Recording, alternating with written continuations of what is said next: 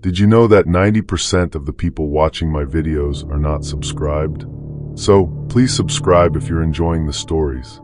Also, tell me in the comments which city you're watching from and what time it is there.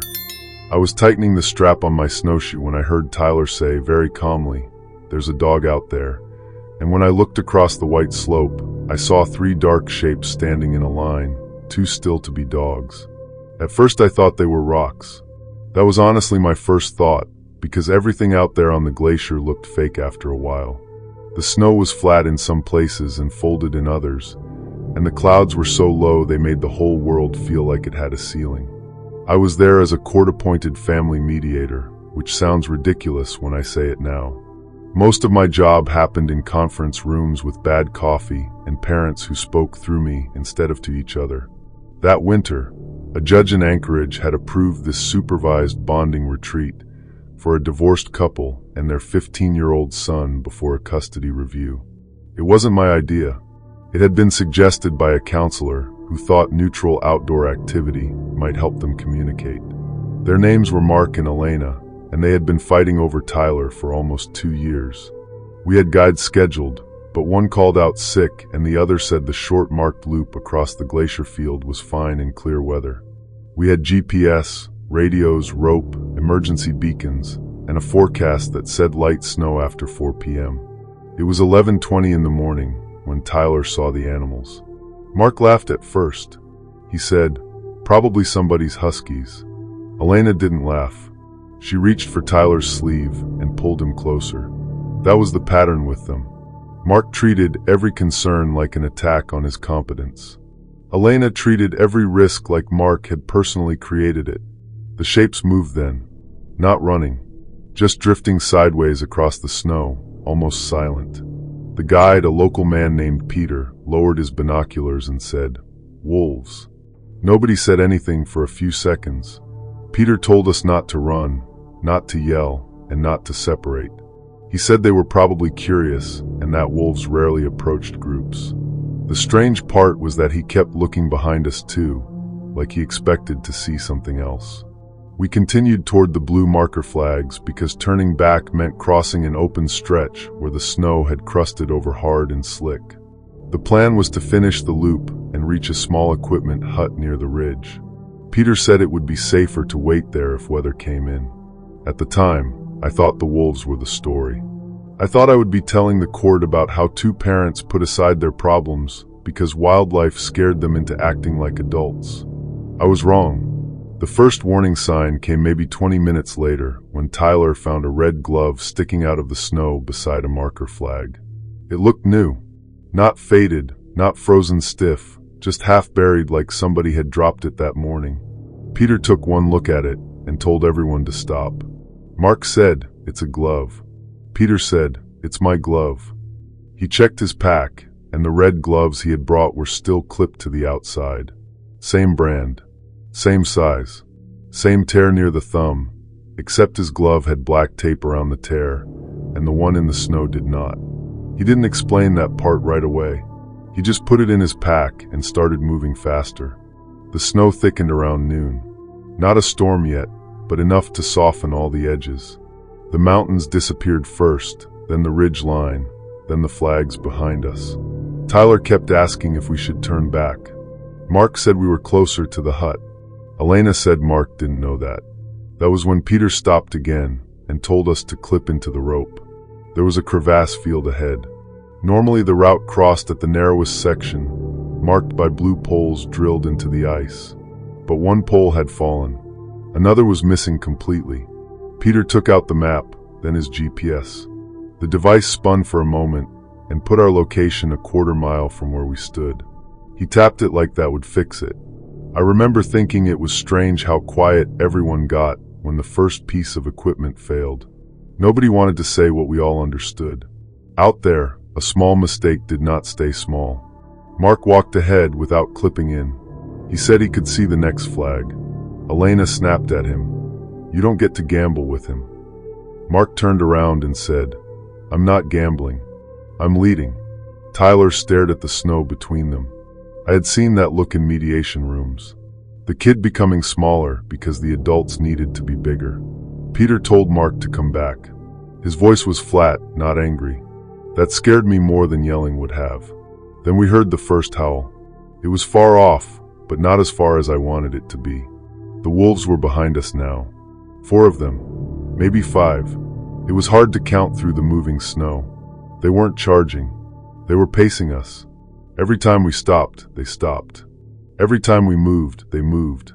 Peter said they were probably following because something was wrong with one of us. An injury. Food. Blood. Nobody was bleeding. Then Tyler said, "Dad is jerky in his coat." Mark looked offended, like the jerky had betrayed him. He pulled out the packet and handed it to Peter, who sealed it in a dry bag. That should have been the end of that explanation, but the wolves kept following. We reached the first crevasse around 1:15. It was not wide, maybe 4 feet at the top, but it opened down into a blue-black line that seemed to keep going. Snow bridged parts of it. Peter said we would cross one at a time, roped, stepping only where he stepped. The wind picked up while he crossed first. Then Tyler crossed. Then me. Elena came after me, shaking so hard the rope trembled.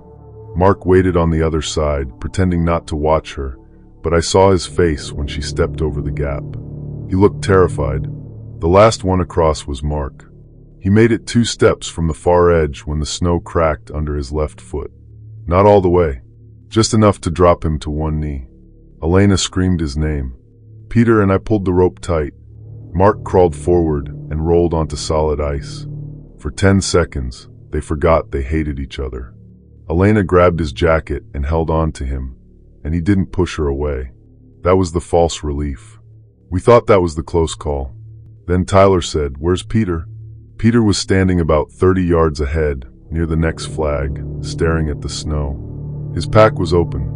The red glove he had found was on the ground. Beside it was a second glove. This one had black tape around the thumb. Peter said one word I still remember. "No." He told us he had done this route 2 days earlier with another group. He had dropped a glove near the hut then, realized it later, and found it on his way back. He was sure.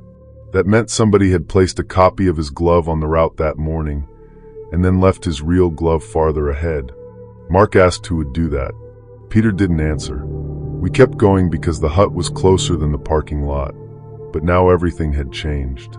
The missing marker, the duplicate glove, the GPS drift, the wolves behind us. It no longer felt like weather and bad luck. It felt like we had been guided somewhere. The hut appeared at 2:05 as a gray square in the snow. I almost cried when I saw it. Peter jogged the last few steps and pulled the door. It was chained from the outside. The chain was not old. The padlock was shiny. Peter swore under his breath and dug for the bolt cutter that was supposed to be in the emergency box beside the door. The box was empty. That was when we heard a radio crackle from inside the hut. Not Peter's radio. Not ours. A man's voice said, "They're at the door." Nobody moved. Mark whispered, "Who is that?" The radio crackled again. Then silence. Peter backed away from the hut and told us to move toward the ridge. He said there was another shelter, smaller, used for fuel storage. He did not sound confident. The wolves were closer now. I could see their heads lowered against the wind. They were not the main threat, but they were becoming part of it. Tyler began crying quietly. Elena put her arm around him. Mark walked beside them, no longer arguing. His face had gone pale in patches. We found the fuel shelter half buried in snow, but the door opened. Inside were empty canisters, a plastic sled, an old shovel, and a roll of rope stiff from cold.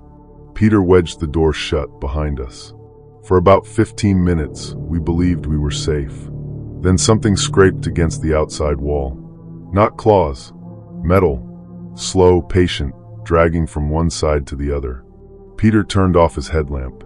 The little shelter went dark except for the gray light around the doorframe. I could hear everyone breathing. A phone buzzed. It was Tyler's. There was no service, but somehow a message had come through from an unknown number. It was just a photo. It showed the 5 of us crossing the crevasse, taken from behind. Mark grabbed the phone and stared at it. Elena whispered, "How?" Nobody had an answer. Then Tyler said, "There's another picture." The second photo was older. A screenshot of a custody document. Tyler's full name. The retreat date. The route. My name as mediator. Only people connected to the case should have had that. Peter said we had to leave before dark. Whoever was outside knew the shelters and the route. If they had blocked the hut, they wanted us trapped in the open or trapped inside. The only way down was across a wider crevasse line to a service road. It was not part of the public loop. Peter said it was dangerous but shorter. The wolves followed us when we left. The whiteout was full by then. The world was rope, breath, boots, and the shadow in front of you. Peter led. Then Tyler. Then Elena. Then me. Mark insisted on being last because someone had to watch behind us. The final crevasse was hidden under a snow bridge. Peter found it by probing with the shovel. It was maybe 6 feet across, too wide to step.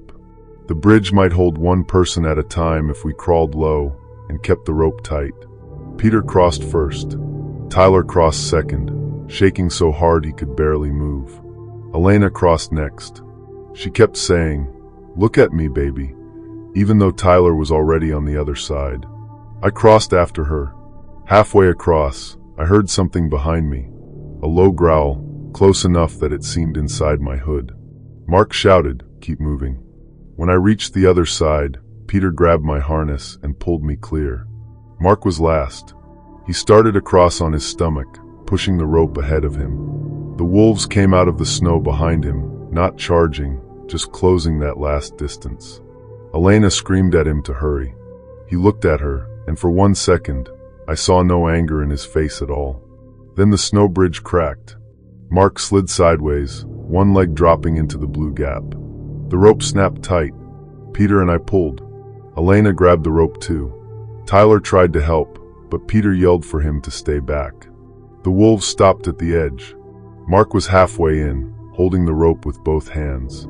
He looked at Tyler and said, "Don't let go of your mom." Then he did something I still don't fully understand. He wrapped the rope once around his arm, shoved himself lower, and used his weight like an anchor so Peter could pull Tyler and Elena farther from the unstable edge. The bridge collapsed under him. The rope burned through my gloves. Peter cut it before it dragged all of us down. We reached the service road at dusk. A maintenance crew found us because Peter's emergency beacon finally connected once we dropped below the ridge.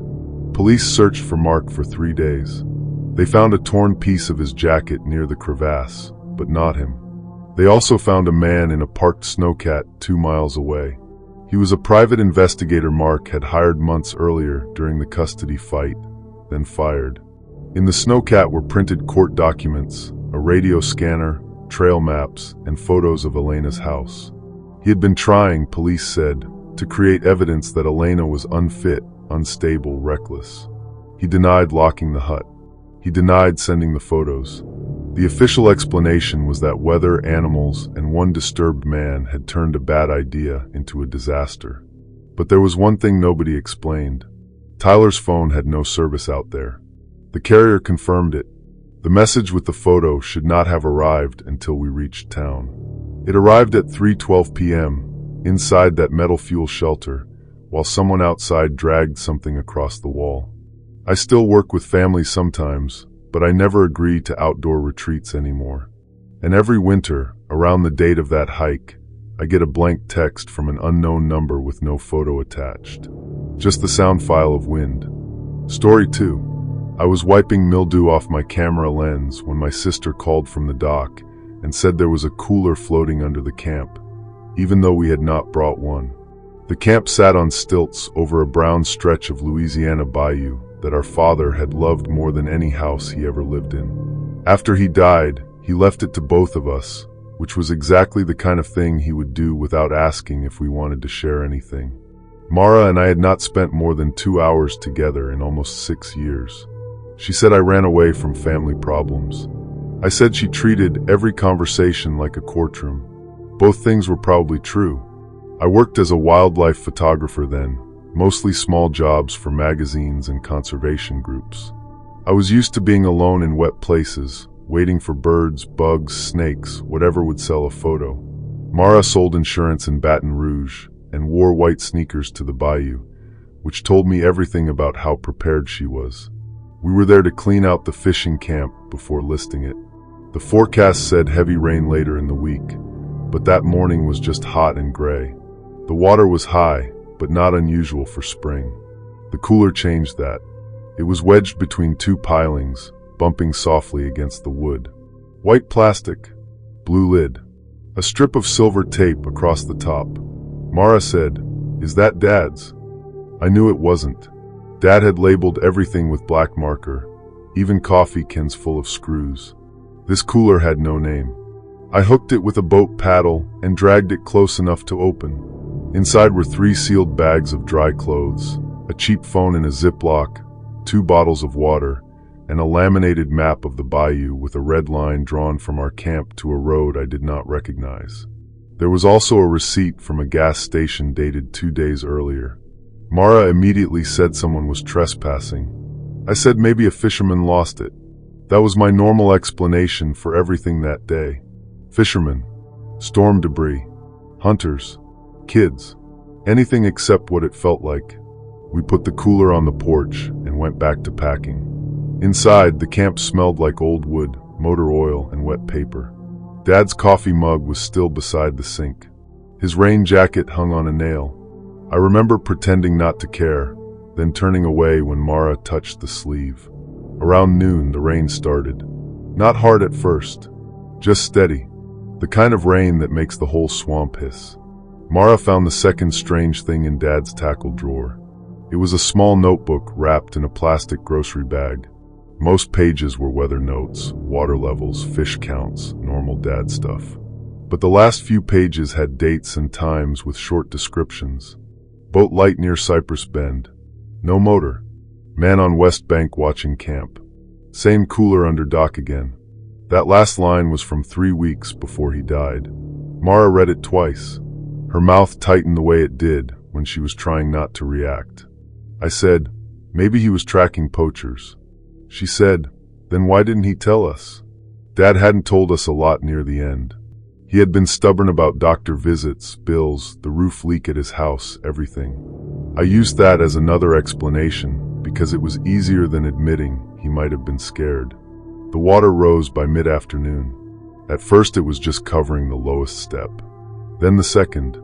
Then pieces of grass and branches began sliding past faster than they should have. The bayou was no longer still water. It had direction.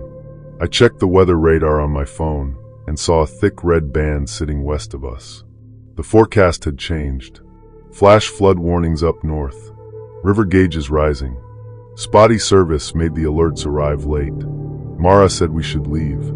I agreed, which should tell you something, because I almost never agreed with Mara back then. Our boat was tied to the dock below, a flat-bottom aluminum thing with a small outboard. I had checked the fuel when we arrived. Half a tank.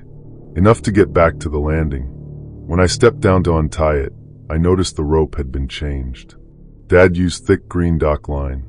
The boat was tied with thin yellow cord, looped in a knot I did not recognize. I pulled it loose, and the boat drifted sideways. That was when I saw the propeller. 2 blades were bent inward like somebody had hit metal, or like somebody had taken a wrench to them. Mara stood behind me in the rain and said, "Can it still run?" I tried the motor. It coughed, shook, and died. Across the water, somewhere behind the cypress trees, another engine started. We both froze. It idled for maybe 10 seconds, then cut off. Mara whispered, "Hello?" I told her not to yell. That was the first time she looked at me like she actually believed I knew something she didn't. We went back inside and locked the door, which was stupid because the camp had windows with torn screens and walls made of old boards. Still, I locked it. Mara pushed a chair under the knob. The cheap phone from the cooler had no passcode.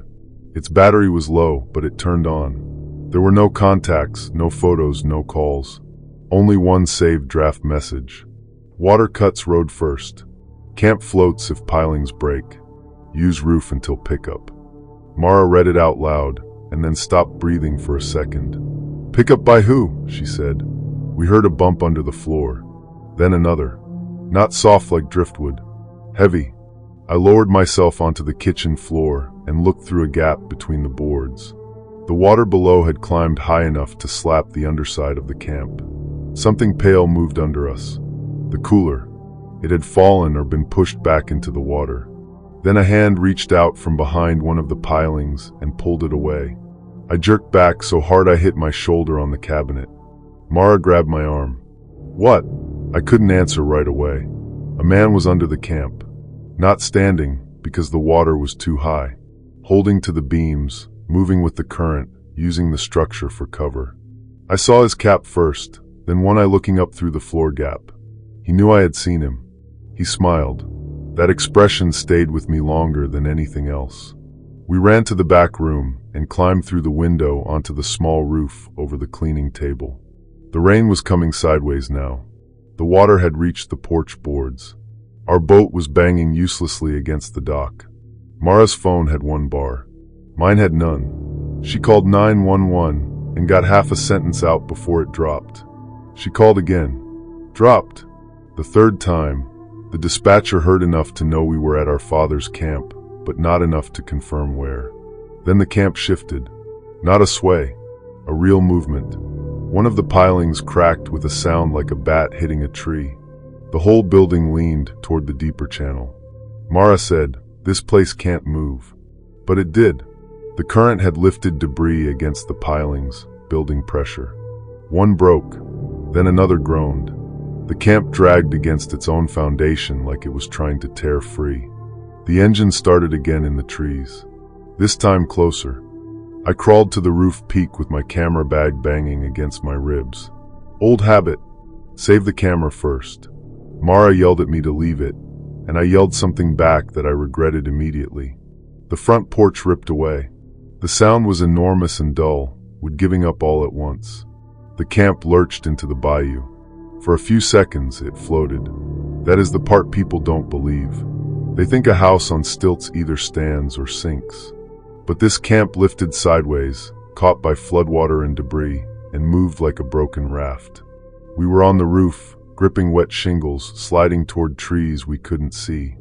Then Mara pointed. An alligator was in the water beside us, only the eyes and ridged back showing. Then another shape behind it. Floods move animals too. They were not hunting us like movie monsters. They were displaced, confused, dangerous because we were now part of the water with them. The camp hit a cypress trunk and spun. My camera bag slid. I grabbed the strap, and the flash unit popped loose. Mara screamed because she thought I was falling. I caught the edge of a vent pipe and lay flat, shaking so hard my teeth clicked. That was when I saw the boat. Not ours. A green John boat tucked under the trees, moving parallel to us. One man sat in the back at the motor. Another stood in the front with a long pole. They were watching the camp drift. Mara saw them too and yelled for help. The man in front raised one finger to his mouth. "Be quiet." Then he pointed downriver, toward the deeper swamp. I understood then that the cooler had not been rescue supplies for us. It was for them, or for whoever they expected to be stranded after the camp tore loose. Dad's notebook made sense all at once. The lights, the man watching, the cooler under the dock. They had been using his camp as a marker, maybe storage, maybe a place to watch the water route. And Dad had noticed. Mara whispered, "Did they kill him?" Dad's death had been called a heart attack. He was found on the dock by a neighbor. No signs of injury. No reason to think anything else. But the look on Mara's face told me the same thought had reached her too. The camp hit another tree and broke open along one wall. Water rushed through the front room. We climbed higher, onto the very peak. My camera flash was still clipped by a cord to the bag. The alligator was closer now, bumping against floating boards. The men's boat turned toward us. Not fast. Careful. Like they had time. Then, from somewhere beyond the trees, a siren chirped. Once. A rescue boat. Police? I couldn't see anything through the rain. The men heard it too. Their boat stopped. Mara grabbed my camera and said, "Flash it." I thought she meant at the men. She meant at the water. She had noticed what I hadn't. Every time lightning flickered, the alligator nearest us dipped away from the glare and movement. So I aimed the flash toward the water between us, and the roof edge and fired it again and again. White burst. Brown water. Eyes gone. White burst. Floating wood. Mara's hand on my belt. The rescue boat came around the bend with 2 sheriff's deputies and a volunteer in a yellow rain jacket. They almost missed us because the camp had drifted off the marked channel. Mara stood up and waved both arms, screaming until her voice broke. The green boat vanished into the trees. The deputies got us off the roof just before the camp rolled and folded into the current. I watched Dad's mug, his jacket, the notebook pages, all of it disappear into brown water. For 2 days, we believed it was over. Then a deputy found the green boat abandoned near a flooded access road. Inside were gas cans, zip ties, bolt cutters, and several coolers like the one we found. They said it was probably connected to illegal trapping or theft from camps. They could not prove anything about Dad. Mara and I went to identify recovered items a week later. One was my camera bag, soaked but still zipped. The memory card survived. The last photos were accidental bursts from the roof. Rain, water, blurred trees, Mara's hand, the alligator's eyes, and one clear frame of the green boat. The man in front was wearing Dad's rain jacket, the same one I had seen hanging on the nail inside the camp that morning. The sheriff said it must have been a different jacket. Common brand, common color, maybe. But Mara and I both remembered the tear on the left sleeve, shaped like a hook. Dad had patched it with gray tape. In the photo, under the rain on the man's left sleeve, there was a strip of gray tape. Story 3. I was marking a dry creek bed on the map when the old radio in my truck picked up a smoke report from a canyon that had supposedly burned clean 6 months earlier. I had retired from fire behavior analysis the year before, though retired is a generous word. I was burned out, divorced, and living in a rental outside Reading with boxes I still had not unpacked. I had spent half my career telling people what fire was likely to do, then watching politics, budgets, and pride convince them to ignore it. Nina called me that morning because she knew I still had old maps. She had been one of my students years before, back when she was quiet and sharp and always stayed after class to ask the question nobody else wanted to ask. Now she was on a district crew and trying to map reports of smoke near an old burned scar before the wind shifted. She said, "It doesn't make sense. There shouldn't be anything left there." I almost told her to ask her supervisor. Then she said, "They told us to stop logging it." So I met her at a gravel turnout below the ridge. The sky was yellow-white, the kind of color that makes you check the horizon even before you smell smoke. The official fire that had burned that canyon the previous fall was listed as contained, cleaned, and done. I had reviewed the paperwork. It showed a safe black line, no heavy fuels, no structures at risk. On paper, that canyon was solved. On the ground, the first strange detail was the smell. Not fresh wildfire, not campfire. It smelled like damp ash and hot metal, coming in pulses. Nina had a tablet with satellite overlays. I had paper maps because I am old and stubborn. We drove the service road along the burn edge, stopping at points where callers had reported thin smoke at dawn. Each spot had the same thing: black ground, gray shrubs, dead trees standing like fence posts. No flames, no smoke. Nina said maybe people were seeing fog. I wanted that to be true. People mistake dust for smoke all the time. Steam off wet ash can look strange in morning light. There were normal explanations for almost everything. Then we found the boot prints. They crossed the black slope from the service road into the burned scar. Fresh, pressed into soft ash. Not firefighter boots. Not hiking boots either. Smooth soles. Cheap work boots, maybe. Beside them was an orange survey ribbon tied to a branch. Nina touched it and frowned. Our crews use pink.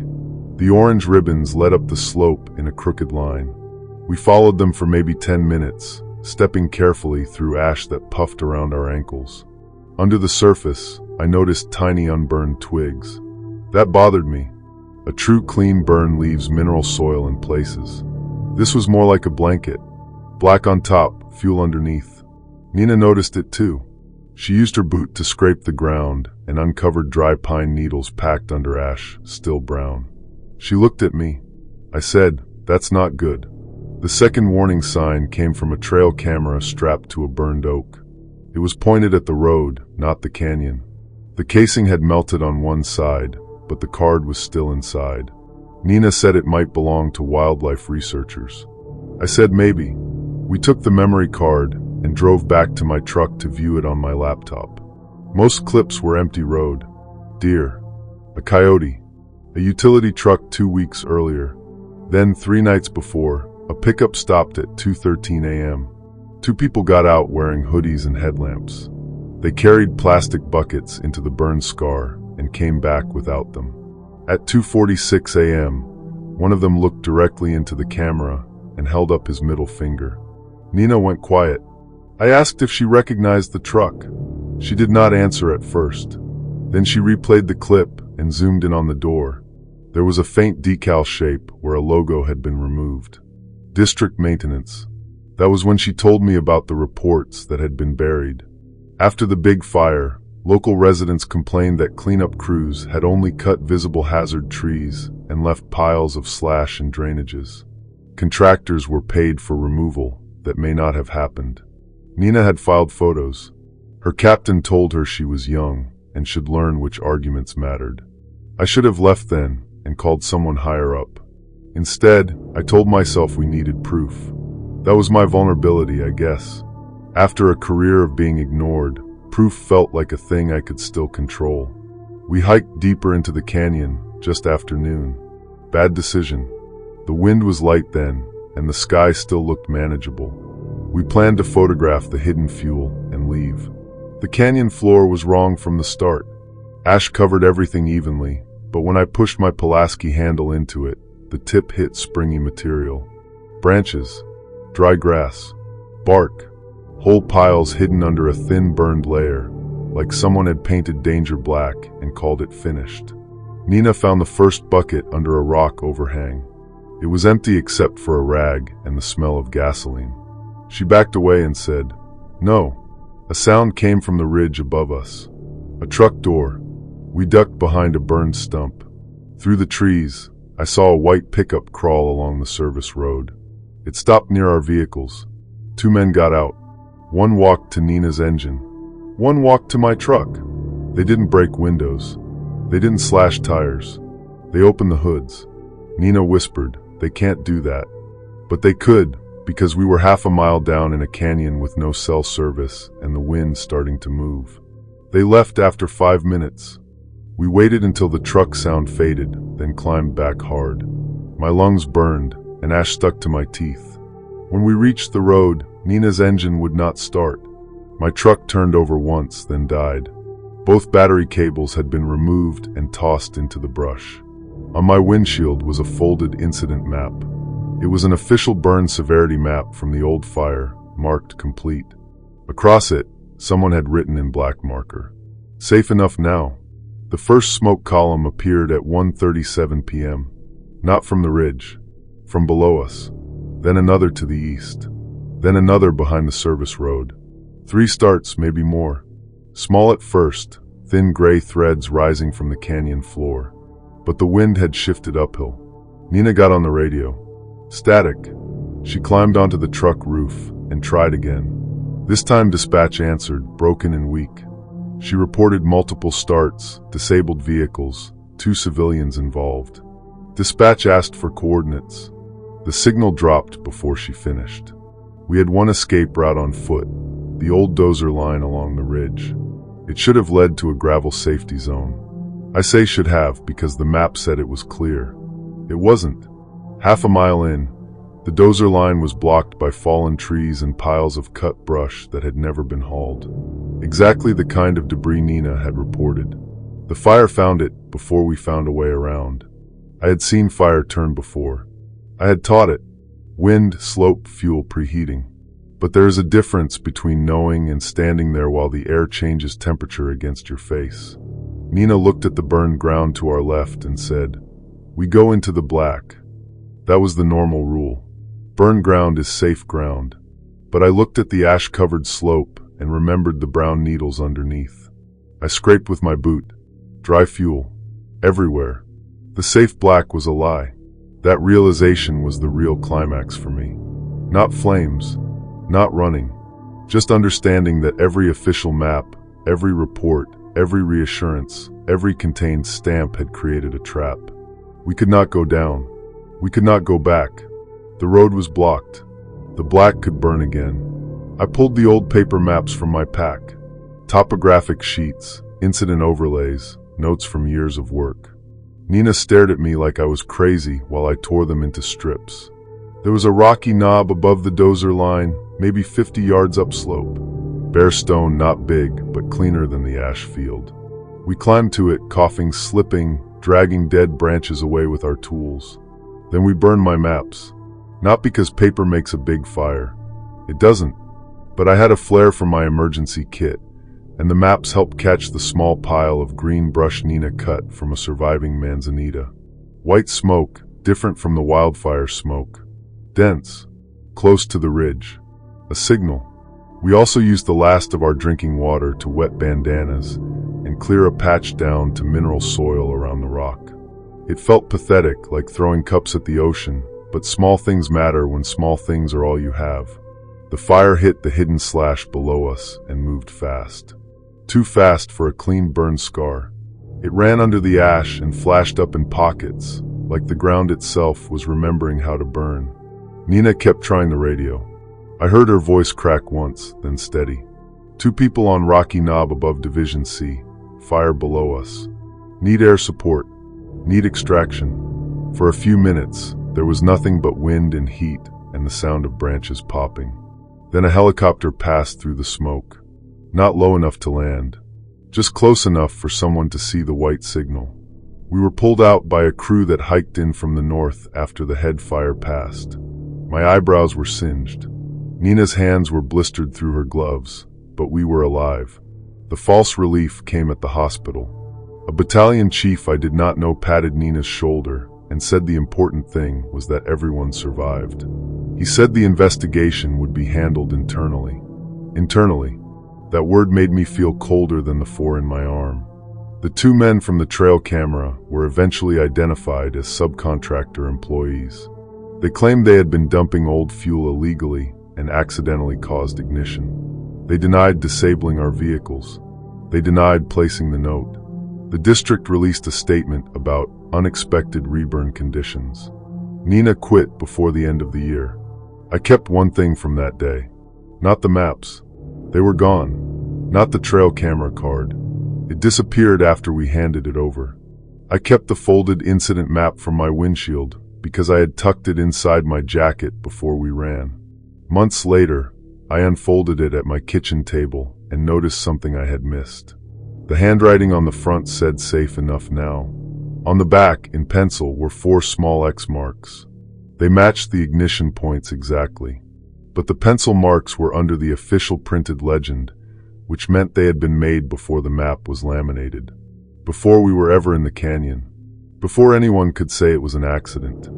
Story 4. I was holding the camera while Brent filmed himself tightening his backpack straps, and behind him, nailed to a tree, was a trail sign with his channel logo carved into it. Brent didn't see it at first.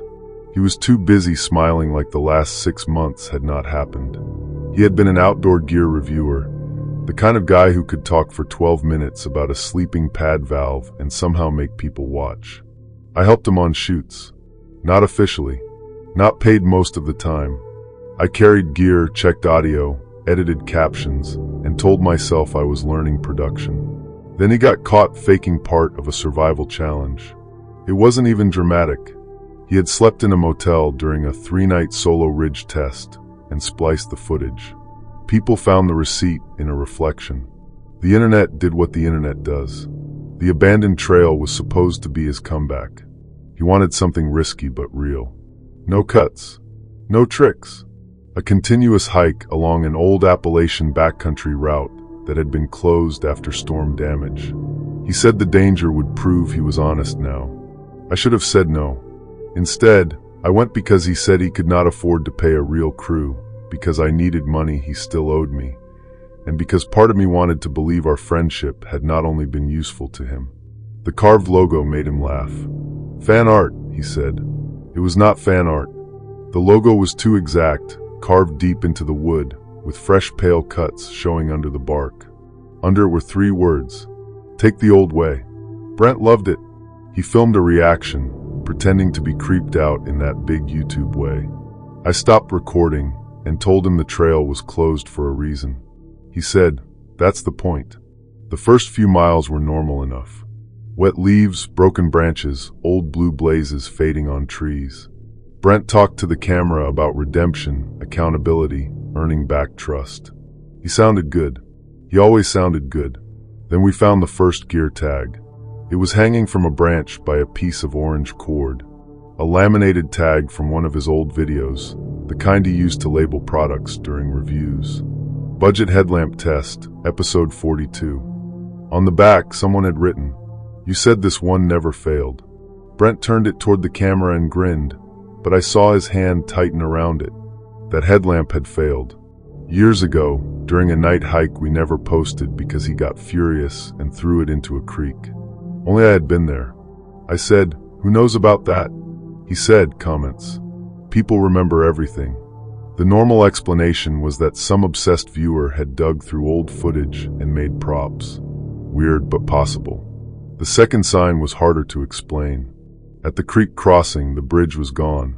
Just 2 rotted beams and fast water below. Brent acted like this was great content. He started setting up a shot where he would cross on the upstream log. I noticed boot prints in the mud.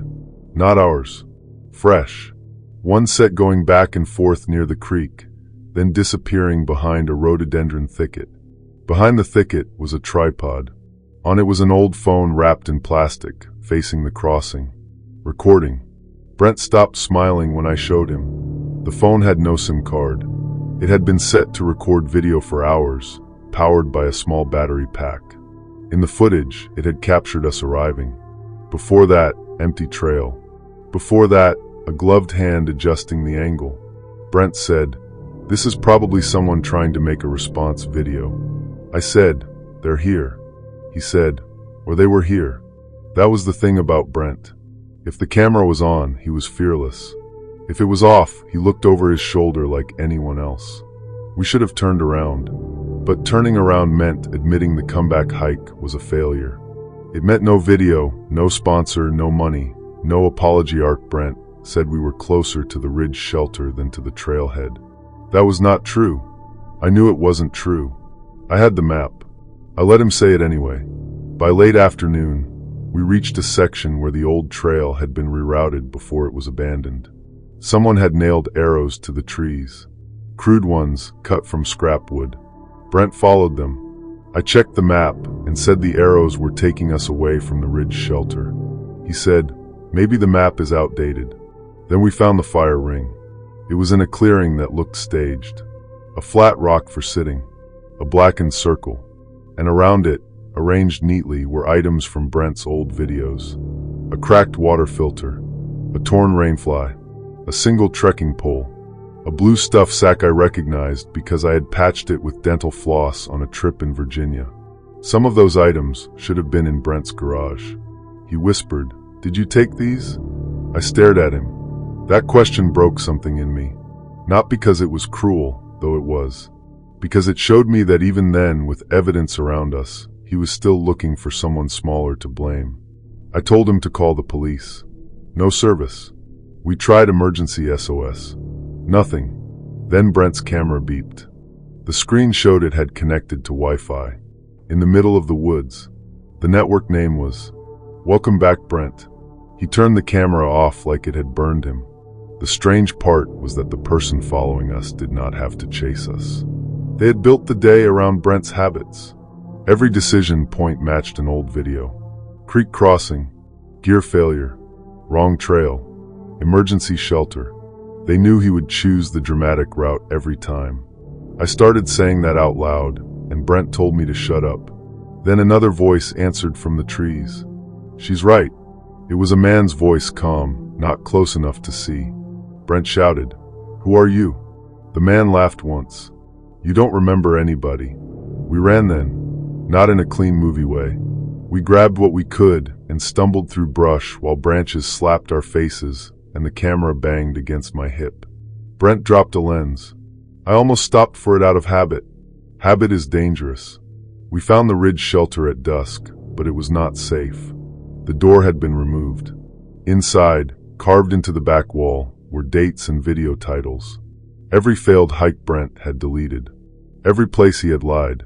And one line at the bottom: final review starts at dark.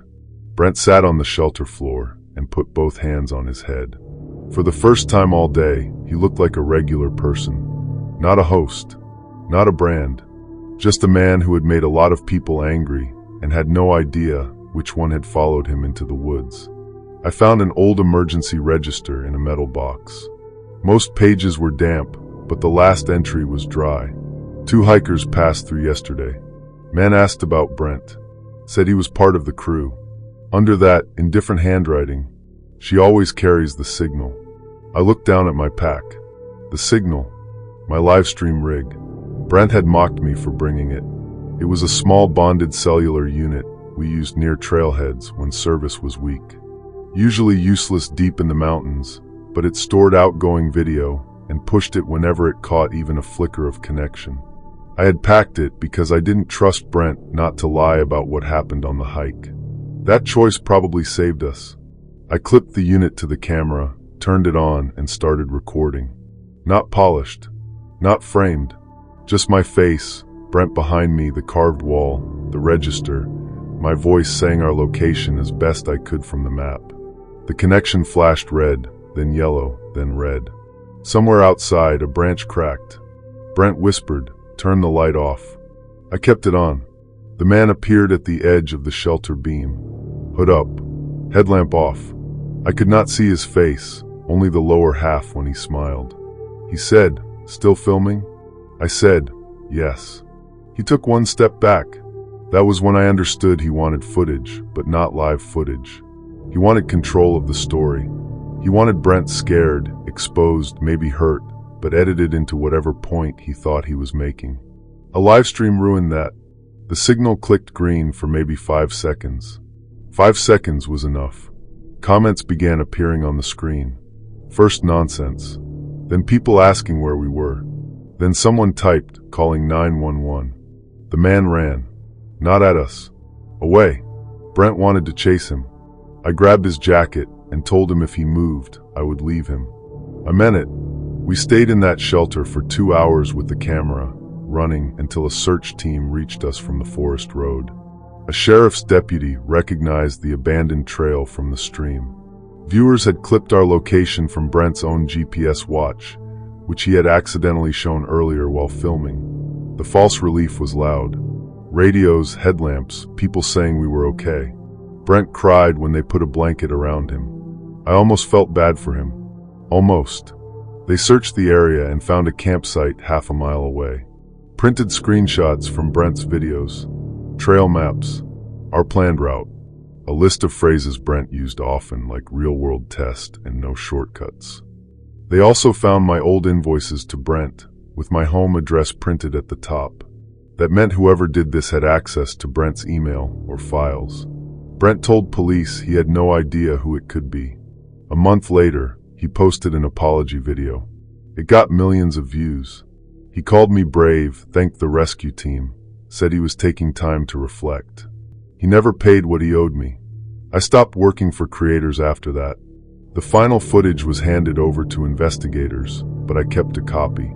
I have watched it only twice. Not the part in the shelter. The part after the rescuers arrive. There is a moment when the camera is on the ground, tilted sideways, showing boots, wet leaves, flashlight beams. A deputy helps Brent stand. A medic checks my hands. And in the background, just behind the line of rescuers, a man in a yellow search and rescue jacket stands perfectly still. Hood up. No headlamp. Smiling at the camera like he knows exactly where the lens is. Story 5. I was photographing a chipped petroglyph panel when my professor asked why there were fresh, muddy fingerprints on the stone, even though it had not rained in the canyon for weeks. The site was in a high desert canyon in Utah, far enough from the main road that most tourists never found it. I was in my second year of graduate school then, working under Dr. Elaine Porter, who had built her whole career on documenting fragile sites before weather, vandalism, and people with bad intentions erased them. She was brilliant and difficult. That is the kind way to say it. She could identify a pottery shard from 6 feet away, but she once made me redo an entire field log because I used the word probably too many times. We were there because a volunteer group had reported vandalism. Scratches, charcoal marks, a section of panel chipped away. A storm was forecast for that evening, and Dr. Porter wanted photographs, measurements, and notes before runoff washed away footprints or tool marks. I wanted to impress her. I also wanted to finish before dark because slot canyons make me nervous. I never told her that. In that field, you learn to pretend discomfort is just lack of experience. The fingerprints bothered me. They were low on the panel, near a spiral design. For clear marks and a thumb smear made from reddish mud. The ground around us was dry powder. No puddles. No damp bank. Nothing that explained wet clay on someone's hand. Dr. Porter said, photograph first. Wonder later. So I did. The first normal explanation was that somebody had carried water in. Maybe they had mixed mud to make the marks show up better for a photo. People do stupid things at archaeological sites. They chalk lines, splash water, scrape lichen, carve initials. Vandalism does not have to make sense. Then I found the envelope. It was tucked under a flat rock beside the panel. Plain white, sealed, with no name on it. Inside was a Polaroid photo of Dr. Porter standing at the same site, taken from behind. At first I thought it was from that morning. Then I noticed her jacket. Different color. Her hair longer. The photo had to be years old. On the back, written in blue pen, were the words, "She left it here." I showed it to her. Her face changed so quickly I almost missed it. Not fear exactly. Recognition. She said, "Put it in an evidence bag." I asked if she knew what it meant. She said, "No, that was a lie." We kept working. The canyon was quiet except for wind dragging sand along the floor. I photographed the damaged stone, the mud prints, the tool marks. Dr. Porter took measurements and barely spoke. Around noon, 2 hikers came down from the upper wash. A man and woman in sun shirts, both carrying trekking poles. They asked if we were the archaeology team. Dr. Porter said yes, but did not invite conversation. The woman said they had seen a truck parked near the old cattle gate. A white truck. No plates. I looked at our field vehicle, parked a mile back by the legal access road. Then at Dr. Porter. She asked, "Did you see anyone?" The man said, "Just heard tapping. Like rock on rock." That sound came 10 minutes later. Tap, tap, tap. From deeper in the canyon. Not loud. Not random. 3 taps, pause, 3 taps again. Dr. Porter told me to pack the camera. I had never seen her abandon a site that quickly. As we packed, I noticed something scratched into the underside of the rock that had covered the envelope. It was not old. The cuts were sharp. EP knows. Dr. Elaine Porter. I asked her again what was happening. This time she said, "Years ago, a student accused me of taking credit for a site record. It got ugly. He left the program." "Is that true?" I asked. She looked at the panel instead of me. It was more complicated. That answer told me enough. The storm was still hours away, according to the morning forecast, but clouds were building above the canyon rim. In desert country, weather does not need to be above you to kill you. Rain miles away can become water at your feet before you hear thunder. We started back through a narrow side cut because it was shorter than the main wash. Dr. Porter chose it. I questioned it once. She said the main wash would collect runoff first. The side cut was barely shoulder wide in places. The walls rose smooth and orange on both sides, curving overhead like frozen waves. I tried not to think about how little sky I could see. Then we found my field notebook on the ground ahead of us. I had packed it 10 minutes earlier. I knew I had. It lay open to a page where I had sketched the spiral panel. Across the drawing, someone had written, "Ask her about Micah." Dr. Porter stopped.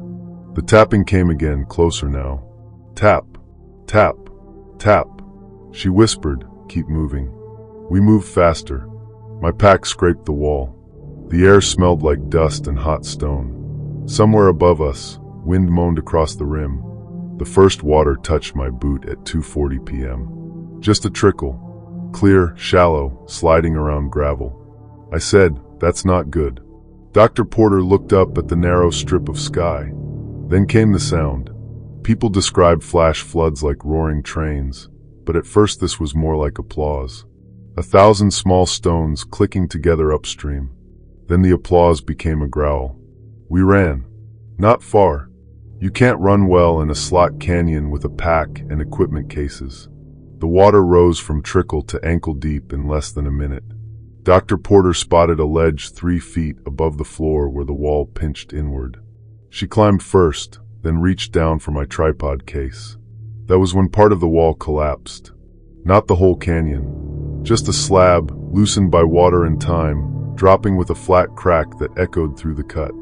It struck the ground beside her and pinned her left leg below the knee. She did not scream. She made a short sound and then went silent. I climbed to her and tried to lift the slab.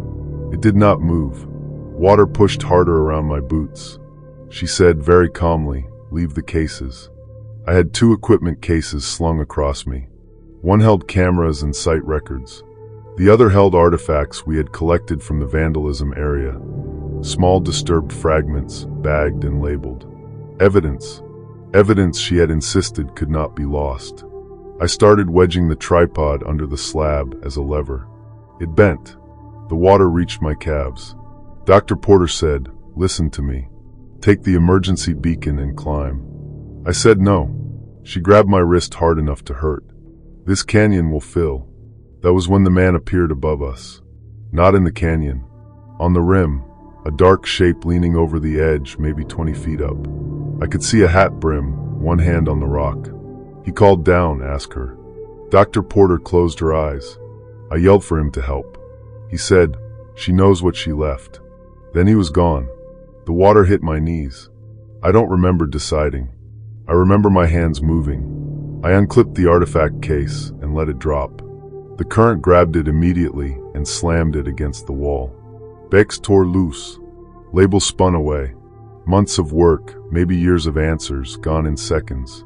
I used the empty strap and the rope from our gear kit to loop around the slab. Then I climbed higher, braced my feet against both canyon walls, and pulled with everything I had. The slab shifted half an inch. Dr. Porter gasped. I pulled again, screaming this time, not words, just sound. She dragged her leg free, and I hauled her onto the ledge as the first real surge came through below us, brown and full of sticks. We were trapped there for almost an hour. The ledge was just wide enough for us to sit side by side with our backs against the wall. Water filled the canyon below, rising, lowering, rising again with each pulse. Dr. Porter's face was gray. I activated the beacon with shaking fingers and hoped the canyon walls would let it talk to the sky. While we waited, she told me about Micah. He had been a graduate student 12 years earlier. Local, talented, obsessed with that canyon system. He found a small alcove site and documented it before anyone else. Dr. Porter said he broke protocol, removed items without permits, and refused to share coordinates. Micah said she used his notes and cut him out of the publication. There was a hearing. He lost his funding. Then he disappeared from the field. "What did you leave?" I asked. She looked at the water. A box of his materials. I thought he would come back for it. I hid it near the panel. When I returned, it was gone. The Polaroid. The message. The muddy fingerprints. Someone wanted her to admit something, maybe to me, maybe to herself. Rescuers reached us near dusk. The beacon had connected in short bursts. A county team lowered ropes from the rim and pulled us out one at a time. Dr. Porter's leg was badly injured, but she survived. The false relief came at the trailhead. Blankets. Headlights. A deputy taking notes. The storm moving east. Dr. Porter squeezed my hand and said I had done the right thing by leaving the artifacts. I wanted that to feel like comfort. It didn't. The white truck was gone. No plates meant no trace. The hikers confirmed seeing it, but they could not identify the driver. The deputy suggested it might have been a local angry about researchers at sacred sites, or someone connected to the old university dispute. A week later, I reviewed the photos from my camera. Most were routine. Damage, measurements, footprints, mud marks. Then I reached the first photo from that morning. The petroglyph panel before we touched anything. In the lower corner, behind a clump of rabbit brush, there was a metal box. Small, rusted, half buried. I zoomed in until the image blurred. On the lid were white letters. Micah P. We never found the box after the flood. The whole lower bank had been carved away and redeposited downstream. Dr. Porter said the photo proved nothing. A box with a name was not evidence of ownership, misconduct, or guilt. Maybe she was right, but I still have the Polaroid. I was supposed to turn it in with the rest of the evidence, and I didn't. I don't know why. On quiet nights, I take it out and look at the shape of Dr. Porter standing in that canyon years before I ever knew her. Last month, I noticed something on the edge of the image I had never seen. A younger man's hand, just barely in frame, holding the camera strap. His fingers are covered in fresh red mud. Story 6. I was lining up champagne glasses on a folding table when the groom's brother walked out of the trees with mud on his shoes and said he couldn't find Evan anywhere. At first, I thought he was joking. That kind of thing happens at expensive weddings more than people think. Someone hides because they are nervous. Someone drinks too much before photos. Someone forgets they are supposed to be somewhere and wanders off to make a phone call. But this was not a golf course or a hotel ballroom. This was a private wilderness lodge in Montana, about 20 miles from the nearest paved road, in country where every sign had a bear warning on it. I had planned weddings in barns, vineyards, beaches, and backyards. This one was supposed to be the pretty kind of dangerous. The kind where guests from Chicago and Dallas could take pictures with mountains behind them and joke about being off-grid while holding $900 jackets. The bride, Lena, had wanted simple. Evan's family wanted luxury. So we had canvas tents, lanterns, a chef from Bozeman, a string trio, bear spray stations, and little copper bells tied to the guests' welcome bags like they were party favors. Looking back, the bells were the detail I should have taken seriously. Evan was supposed to be at the ceremony clearing by 4. At 3:35, I saw him near the bar tent with his bow tie loose and one hand around a canned cocktail. His brother, Mark, was telling him to slow down. Evan laughed and walked toward the cabins. That was the last normal thing I saw him do. When Mark came back alone, he kept saying, "He's probably messing around." I wanted to believe that because I had 40 guests asking me where to stand, one mother of the groom crying in sunglasses, and a caterer telling me raccoons had gotten into one of the garbage bins behind the prep tent. That was the first real warning, though nobody treated it like one. The chef was furious because one of the staff had left a bag of food scraps beside the bear-proof dumpster instead of locking it inside. It was mostly fruit peels, meat trimmings, and bread. A black plastic bag had been torn open and dragged about 10 feet into the brush. The lodge manager, a woman named Robin, got quiet when she saw it. She said, "Where's your groom?" I told her he was missing, but probably just around the cabins. She did not smile. Robin made everyone pull the guests closer to the lodge deck while Mark and 2 groomsmen checked the cabin paths. I stayed with Lena in the little dressing tent. She was already in her dress, sitting on a camp chair, holding both hands flat on her knees like she was trying not to shake. "He does this," she said. I asked what she meant. "Disappears when things get too serious." There was no anger in her voice. That made it worse. At 4:15, one of the groomsmen came back with Evan's jacket. It had been hanging on a trail marker about 200 yards beyond the cabins. One sleeve was inside out, and his phone was in the pocket. That killed every easy explanation. The phone had 8 missed calls from Lena and one half-typed text to Mark that said, "Don't let her make it about." That was all. Robin called the county sheriff's office on the lodge satellite phone. While she did that, I walked back to the kitchen area because I had this stupid planner instinct that maybe if I fixed the food problem, everything else would feel less out of control. Behind the prep tent, the air smelled like wet leaves and raw meat. One of the servers, a college kid named Amy, was standing frozen beside the trash enclosure. She pointed at the ground. There were small wedding favor bells scattered in the dirt. Not one or two, maybe 15 of them. The copper bells had been pulled off the guest bags and dropped in a rough line leading toward the trees. At the time, I thought maybe children had done it. Then Amy said, "Those weren't here 10 minutes ago." We followed the bells with our eyes. They led past the torn trash bag, down the slope, and into a narrow trail that was not part of the wedding area. That was when Mark admitted something. He said Evan had grabbed one of the welcome bags earlier because he thought the bear bell was funny. He had been ringing it at people during photos. Mark also said Evan had taken a bottle of bourbon and some leftover charcuterie from the bar table as a joke, stuffing it into a small hiking pack. Nobody had noticed because everyone was busy pretending this was still a wedding. The sheriff's deputy arrived around 5 in a green pickup, along with a wildlife officer. They questioned Robin, Mark, Lena, and me. The officer kept asking about food. What food was missing, what smelled, what had been left out, and whether Evan was carrying any. When Mark mentioned the meat and cheese, the officer looked toward the tree line. I remember him saying, "That is not great." The guests had gone from annoyed to quiet. The string trio had packed their instruments without being asked. Lena's father kept walking in circles near the lodge steps, calling Evan selfish under his breath. Then came the sound from the trees. Not a scream, not a roar, a little copper bell. One clear ring, then nothing. Everybody heard it. The wildlife officer raised his hand and told us all to get inside the lodge. Some guests started crying. One woman laughed like she did not know what else to do. Lena did not move until I touched her elbow. Inside, people crowded near the windows even after Robin told them to back away. I was trying to count heads because that was something I could control. 40 guests, 8 staff, bride, family, trio, photographer, everyone but Evan. Then the photographer said, "Wait."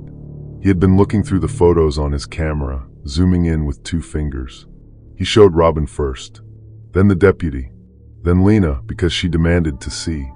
It was a photo from earlier, taken during the fake first look in a meadow behind the lodge. Evan was in the foreground, smiling that shiny drunk smile. Behind him, between 2 trees, a brown shape stood low in the brush. At first I could not understand what I was seeing. Then the wildlife officer said it was a grizzly. Not close enough to charge. Close enough to have been watching. The second photo showed Evan turned slightly, holding the little bell near his face, laughing. The bear's head was up. I had planned the seating chart for 6 weeks. I had argued about napkin colors. I had moved the ceremony arch 3 times because Evan's mother wanted better light. And there we were, locked inside a lodge, realizing the groom may have walked drunk into grizzly country carrying meat and ringing a bell. As the evening dropped colder, the officers organized a search from vehicles and loudspeakers. They did not let any of us go. Robin turned off the decorative lanterns outside because she said lights could confuse people moving through the woods. Around 7, the deputy found Evan's pack near a dry creek bed. The meat was gone. The bourbon bottle was broken. There was no blood, and the officer kept repeating that part like it was supposed to comfort us. Then Lena asked, "Where was the pack?" The deputy pointed toward the trail map near the fireplace. It was not on the trail to the cabins. It was on the route to the overlook where the ceremony photos were supposed to be taken after sunset. Lena stared at the map for a long time. Then she said very softly, "He was going to make us all go out there." Nobody answered. That was the part nobody wanted to say out loud. Evan had argued all week about sunset photos at the overlook, even after Robin warned us not to keep food or alcohol near that trail. He wanted dramatic pictures. He wanted the mountain behind them. He wanted everyone impressed. He had gone there first. Maybe to prove it was fine. Maybe because he was drunk. Maybe because he liked making people follow him. The false relief came at 8:20 when they found him alive. He stumbled out near a service road 2 miles away, soaked, scratched, and missing one shoe. He had climbed onto a maintenance shed after seeing the bear near the creek. He was lucky. That was the word everyone used. Lucky. The wedding was obviously over. Guests were loaded into lodge vans in groups. Lena changed out of her dress in silence. Evan was wrapped in a blanket on the deck, crying and saying he was sorry to anyone who would listen. I thought that was the end of it. Then Robin pulled me aside before we left. She had checked the outside security camera near the kitchen, the one pointed at the garbage enclosure. It showed Evan behind the prep tent at 3:52, not wandering drunk by accident. He was carrying the black bag of food scraps away from the dumpster and setting it near the brush. Then he stood there for almost a minute, ringing the bell and looking back toward the lodge. I do not know what he thought would happen. I do not know if he wanted attention or a delay or some big scene where he could blame the lodge and escape the marriage. Lena watched the footage once. She did not cry. She just nodded like something had finally made sense. The next morning, the whole wedding party left Montana in separate cars. Lena rode with her father.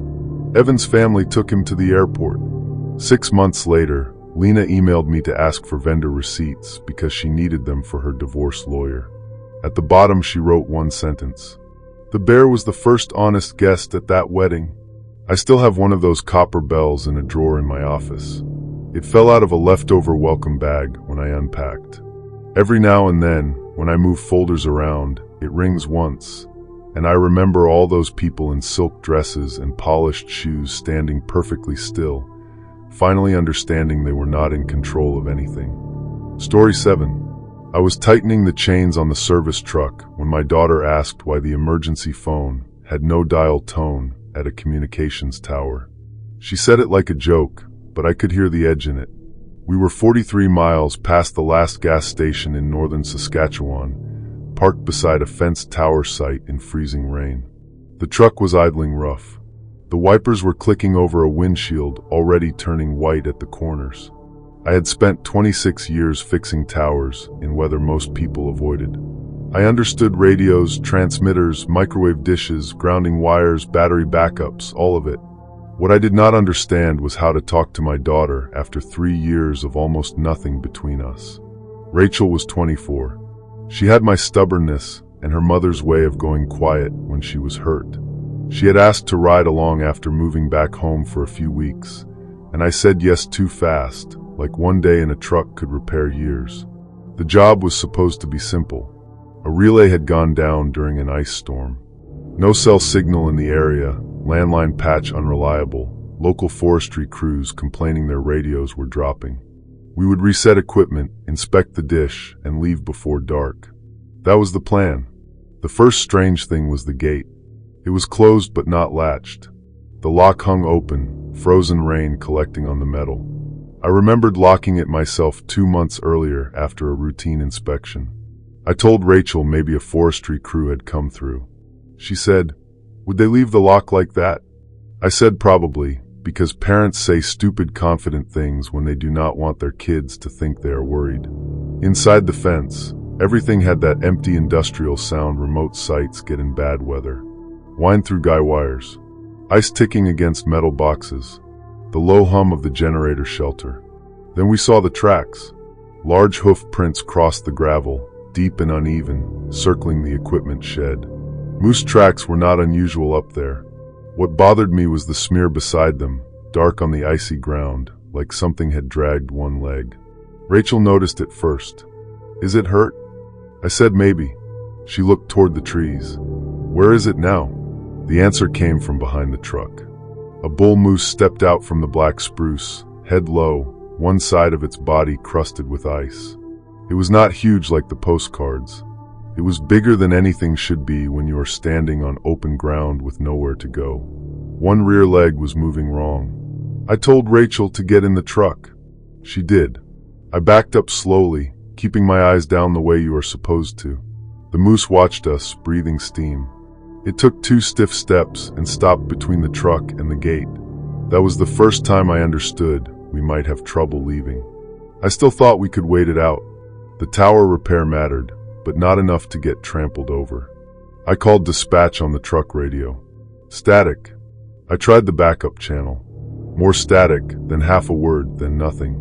Rachel looked at me from the passenger seat. So we fix the tower that lets us call someone, but we can't call someone until we fix the tower. I almost laughed. The generator was running, but the site alarm panel showed a fault in the upper dish feed, and the emergency transmitter battery bank was low. That meant the problem was above ground, probably ice weight pulling a line loose. I did not want Rachel outside with the moose nearby, so I told her to stay in the truck while I checked the cabinet. She hated that. I could see it immediately. To her, I was doing the same thing I had always done, deciding she was not capable and calling it protection. The cabinet log had an entry from 2 days earlier. Not digital, paper. Someone had opened the panel and written in block letters. Reset failed. Tower noise after dark. No name. No crew number. I knew every technician who worked that region. None of us wrote like that. I brought the log to the truck. Rachel read it twice. What does tower noise mean? I said wind. Loose cable. Animals. She pointed through the windshield at the moose. Animals like that? The moose was still near the gate, turning its head like it heard something we could not. The freezing rain got heavier. It made a soft hiss on the roof. By then, the tower ladder was glazed but climbable if I moved carefully. I did not want to climb with daylight going, but I also knew that if the battery bank died, the forestry repeater could be out all night. People used that line. Snowplow crews, rangers, sometimes hunters who got themselves in trouble. Rachel said, "Don't go up there." I told her it would be 20 minutes. She said, "You always say that." That hurt because it was true in more ways than one. I climbed. At 60 feet, the wind hit harder. At 90, the truck looked small and useless below. Rachel stood beside it despite what I told her, wearing my orange rain shell over her hoodie. The moose had moved off toward the shed. At the dish platform, I found the feed line half pulled from its mount. Not broken by ice. Cut partway through. That was the second warning sign. It looked like someone had started to sever it with a small saw, got interrupted, and left the ice to finish the job. The outer jacket was peeled. The cable had been bent hard until the signal degraded. I radioed Rachel with the handheld. Someone tampered with this. She answered after a burst of static. "Dad, you need to come down." I asked what was wrong. She said, "There's a backpack in the shed." I told her not to touch anything. She did not answer. Below me, the moose came around the shed fast, not running cleanly but lunging in that awkward, frightening way injured animals move. Rachel backed toward the truck. The moose stopped between her and the driver door. I yelled her name. The wind took most of it. She froze, then slowly moved sideways toward the equipment shelter instead. Good decision. Better than I would have expected, though I should not have been surprised. The moose swung its head once, then stood trembling near the truck. Rachel got inside the shelter and shut the door. For about 10 seconds, I felt relief. Then ice shifted under my boot. My left foot slipped through the platform grating where freezing rain had built over a gap. My safety harness caught me, but my knee twisted and I slammed against the rail. The pain was sharp enough to make my mouth go dry. I did not fall. That is important. People imagine falling. What happened was worse in a slower way. I was stuck 90 feet up, clipped in, one leg almost useless, with the ladder turning slicker every minute. The handheld crackled. Rachel said, "Dad, listen to me. The backpack has wire cutters, food wrappers, and a map of this site. Somebody wrote down the access code." I asked if anyone was in there. "No, but the inside latch is broken." That was when I stopped thinking about the moose as the main problem. Somebody had been at the tower. Maybe stealing copper, maybe vandalizing equipment, maybe using the shelter. They had cut the line and left the gate open. The injured moose had probably wandered in after that, trapped by the fence and the storm. Everything that felt random was connected. Rachel found the emergency transmitter panel inside the shelter. I talked her through it over the handheld, trying to keep my voice steady. She had never repaired tower equipment, but she had spent enough childhood afternoons waiting in my truck to know the names of tools. She read labels out loud. Battery isolator, manual patch, auxiliary antenna. I told her which breaker to reset. Nothing happened. She said, The cable from the backup antenna is unplugged. I closed my eyes. The backup antenna was outside the shelter, 10 feet from the door, on the side facing the truck. And the moose. I told her not to go out. She said, "Then tell me another option." I did not have one. The false relief came when headlights appeared beyond the trees. A vehicle slowed at the access road. For one bright second, I thought dispatch had sent another crew. Rachel saw it too through the shelter window. Then the headlights went dark. A person moved near the gate, just a shape in rain gear. They stood there looking at the tower, then at the truck, then at the shelter. Rachel whispered, "Is that one of your guys?" I said no. The person did not call out, did not help, did not come through the gate. After a minute, they turned and went back into the trees.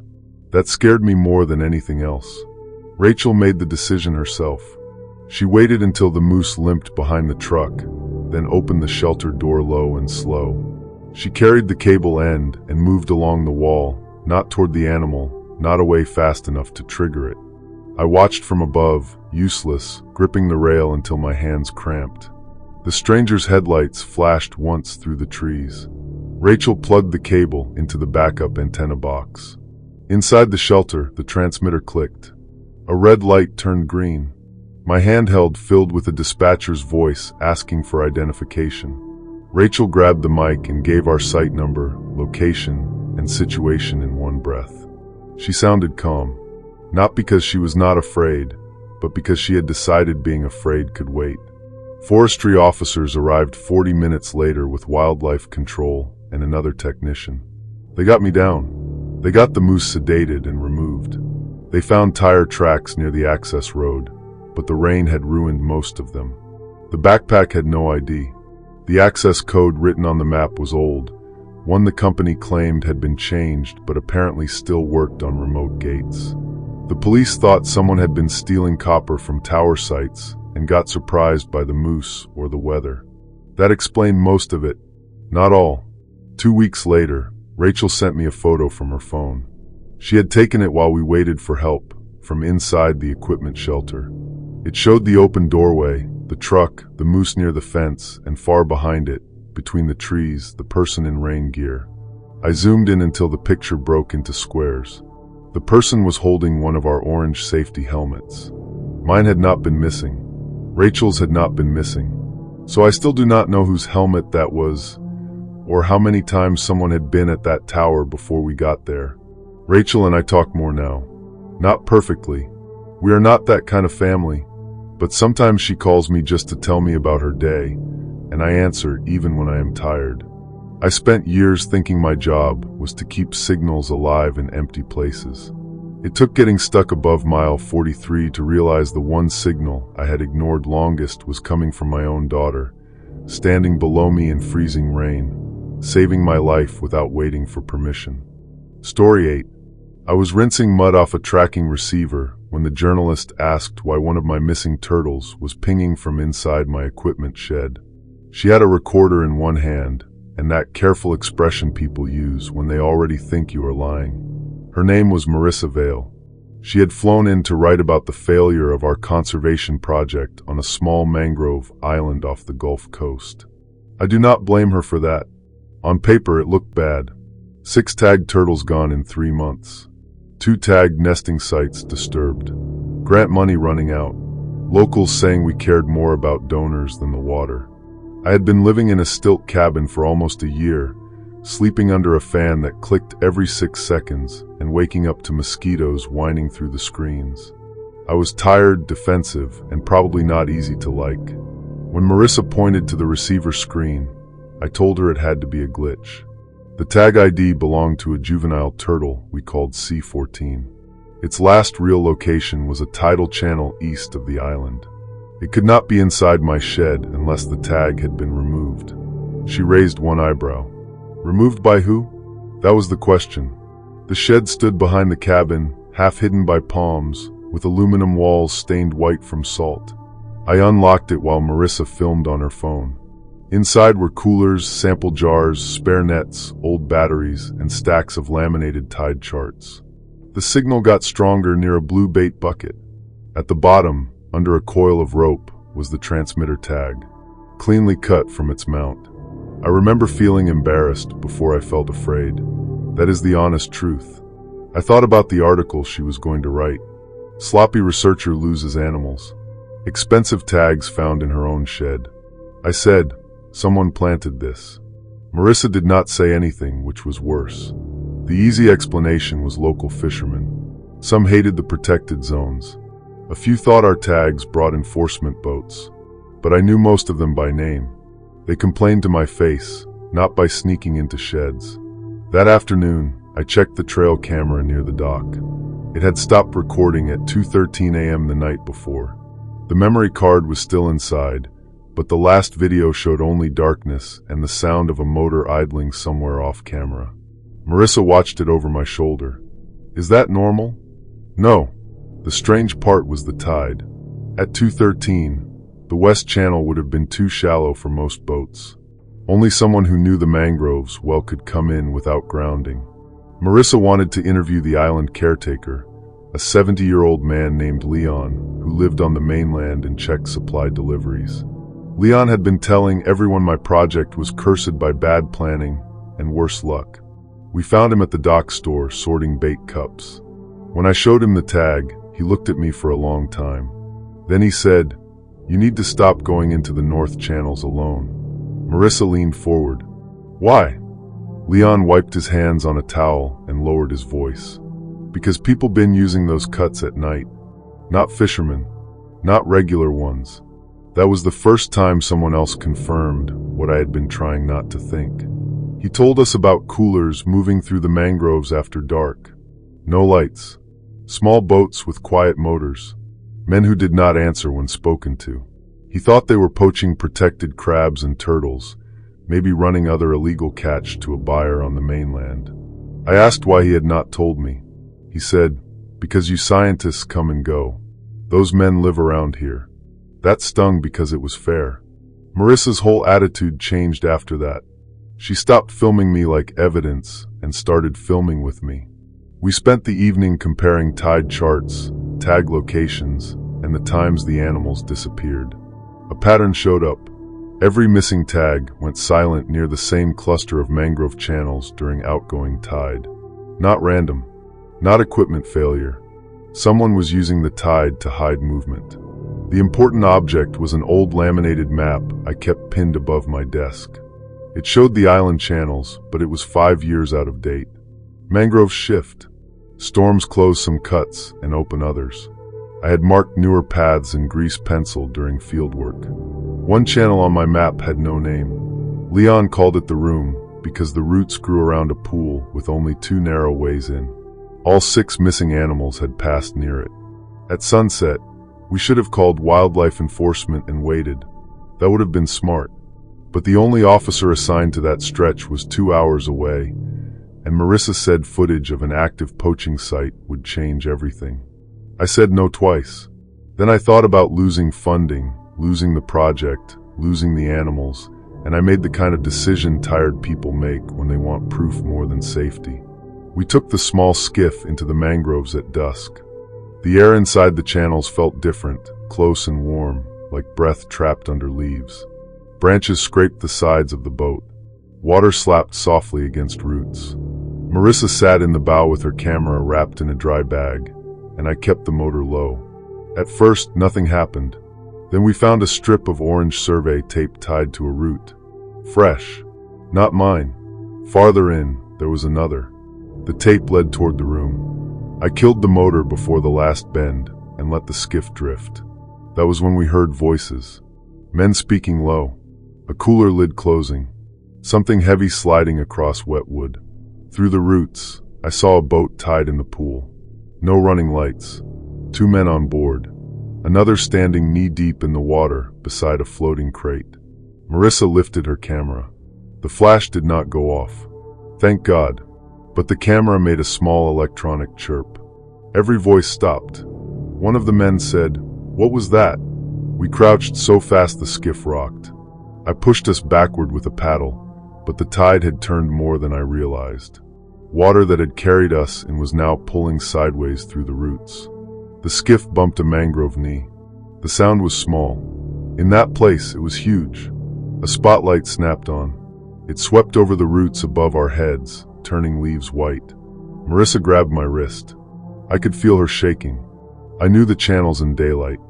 At night, with the tide rising, they became a maze that erased itself. The path behind us had already filled. Roots that had been dry were underwater.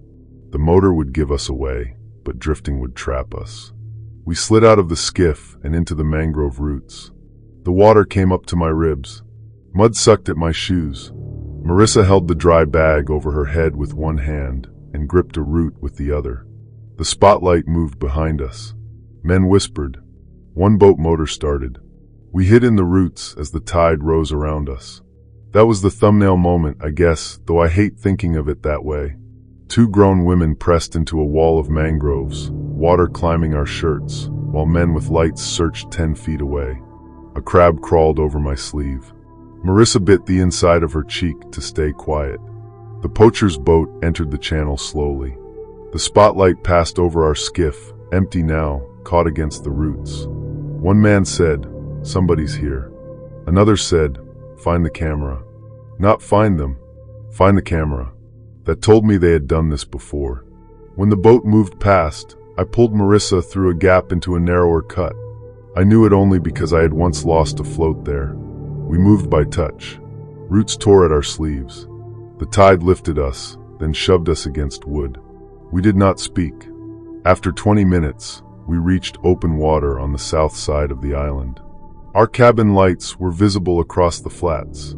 For one beautiful minute, I thought we were safe. Then we saw a person moving inside my cabin. A flashlight passed across my desk. Drawers opened. Papers hit the floor. They had come for the map. We stayed low and circled to Leon's old supply dock instead. He was not there, but his radio was locked in a weather box. I broke the latch with a wrench and called enforcement. By dawn, officers found 2 boats hidden in a side channel, coolers with illegal catch, and several cut tags wrapped in foil. They arrested 2 men that morning and another later that week. One had worked seasonal cleanup for the research station before I arrived. That was how he knew the shed code, the cabin layout, and where I kept the maps. Marissa published the story, not the one she came to write.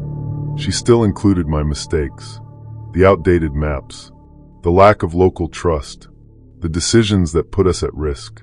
But she also published Leon's warnings, the poaching route, and the fact that the missing animals were evidence of something bigger than a failed project. The funding came back in a smaller form, enough to hire 2 local monitors and replace the shed locks. I did not work alone at night anymore. A month after the arrests, I found one more transmitter tag. It was sitting on the cabin steps at sunrise, cleaned and placed on top of my laminated map. No note, no footprints, just the tag and a thin line drawn in black marker through a channel that does not appear on any official chart. Leon saw it and said, "That cut ain't real." But at high tide, when the water is flat and the mangroves go quiet, the receiver sometimes picks up a weak signal from that direction. I have never followed it. Story 9. I was folding a paper cave map on the hood of my car when my former client smiled and told me the entrance was not on that version. I thought she meant there had been a new survey.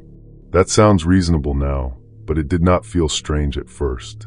Cavers are always talking about old maps, closed passages, private entrances, and landowner permission. I was new enough to believe people who sounded confident. Her name was Erica Bell. 2 years earlier, I had represented her in one of the ugliest divorce cases of my career. I was a divorce attorney then. I say then because that case was one of the reasons I stopped. Her ex-husband fought over everything. The house, the dog, a broken fishing boat, a set of cast iron pans. Erica won most of it because the evidence was on her side, but winning did not make her happy. It just left her standing in my office, holding a folder like it was the remains of a life. When she emailed me months later, I almost deleted it. She said she had joined a small caving group in Tennessee and wanted to thank me for helping her start over. A beginner-friendly trip, she said. Nothing technical. She remembered I had mentioned wanting to try caving after my own separation. That was true. I was lonely, newly divorced myself, and pretending hobbies could replace people. So I drove out on a Saturday morning. The entrance was on private land behind an old cattle gate. Erica was already there with helmets, headlamps, gloves, and a yellow dry bag. She seemed lighter than I remembered. Healthier, maybe. She laughed when I struggled with the helmet strap. The first small strange detail was the guest log box. Most cave entrances have some kind of sign-in sheet if they are managed by a grotto or landowner. This one had a plastic ammo can under a rock ledge. Erica opened it, then closed it quickly. I caught a glimpse of the page. My name was already written down. I asked about it. She said, "I filled it in when I got here. Saves time." That made sense if you wanted it to. Inside, the cave started wide and cool. Water dripped steadily from the ceiling. The beam from my headlamp showed orange clay, gray rock, and old footprints hardened in mud. Erica moved like she knew every step. For the first hour, nothing felt wrong. She pointed out formations and told me where to duck. We crawled once through a low belly passage that made my chest tighten, but it opened into a room big enough to stand in. She called it the chapel. The name was written on my map too, though the shape looked different. My map showed 2 exits from the chapel. Erica took a third, a narrow crack behind a shelf of rock. I hesitated. She said, "Trust me. This way loops back faster." Trust me. I remember those words because my whole job used to be telling people who not to trust anymore. The second warning sign came when we reached a junction marked with red tape. My map showed red tape meaning do not enter because of unstable breakdown. Erica said the map was old and the tape marked the safe route now. We went in. About 10 minutes later, I found a piece of paper wedged under a rock. It was damp but readable. A printed email. Mine. Not from that week. From 2 years earlier, when I had sent Erica a settlement summary during her divorce. I picked it up and felt my stomach go cold. She saw it in my hand and stopped. For a few seconds, the cave was only dripping water and our breathing. Then she said, "I wondered when you'd notice something." I asked what was going on. She did not answer directly. She started walking again, and because I did not know the way out, I followed. That was the connection I should have understood sooner. She had not invited me caving to thank me. She had invited me somewhere she controlled. We reached a small room with a flat rock in the center. On it were several objects in plastic bags. A house key, a photo of Erica and her ex-husband, a receipt from my office parking garage, and a copy of my old business card. It looked like evidence laid out for trial. She said, "Do you know what happened after court?" I told her I knew some, not all.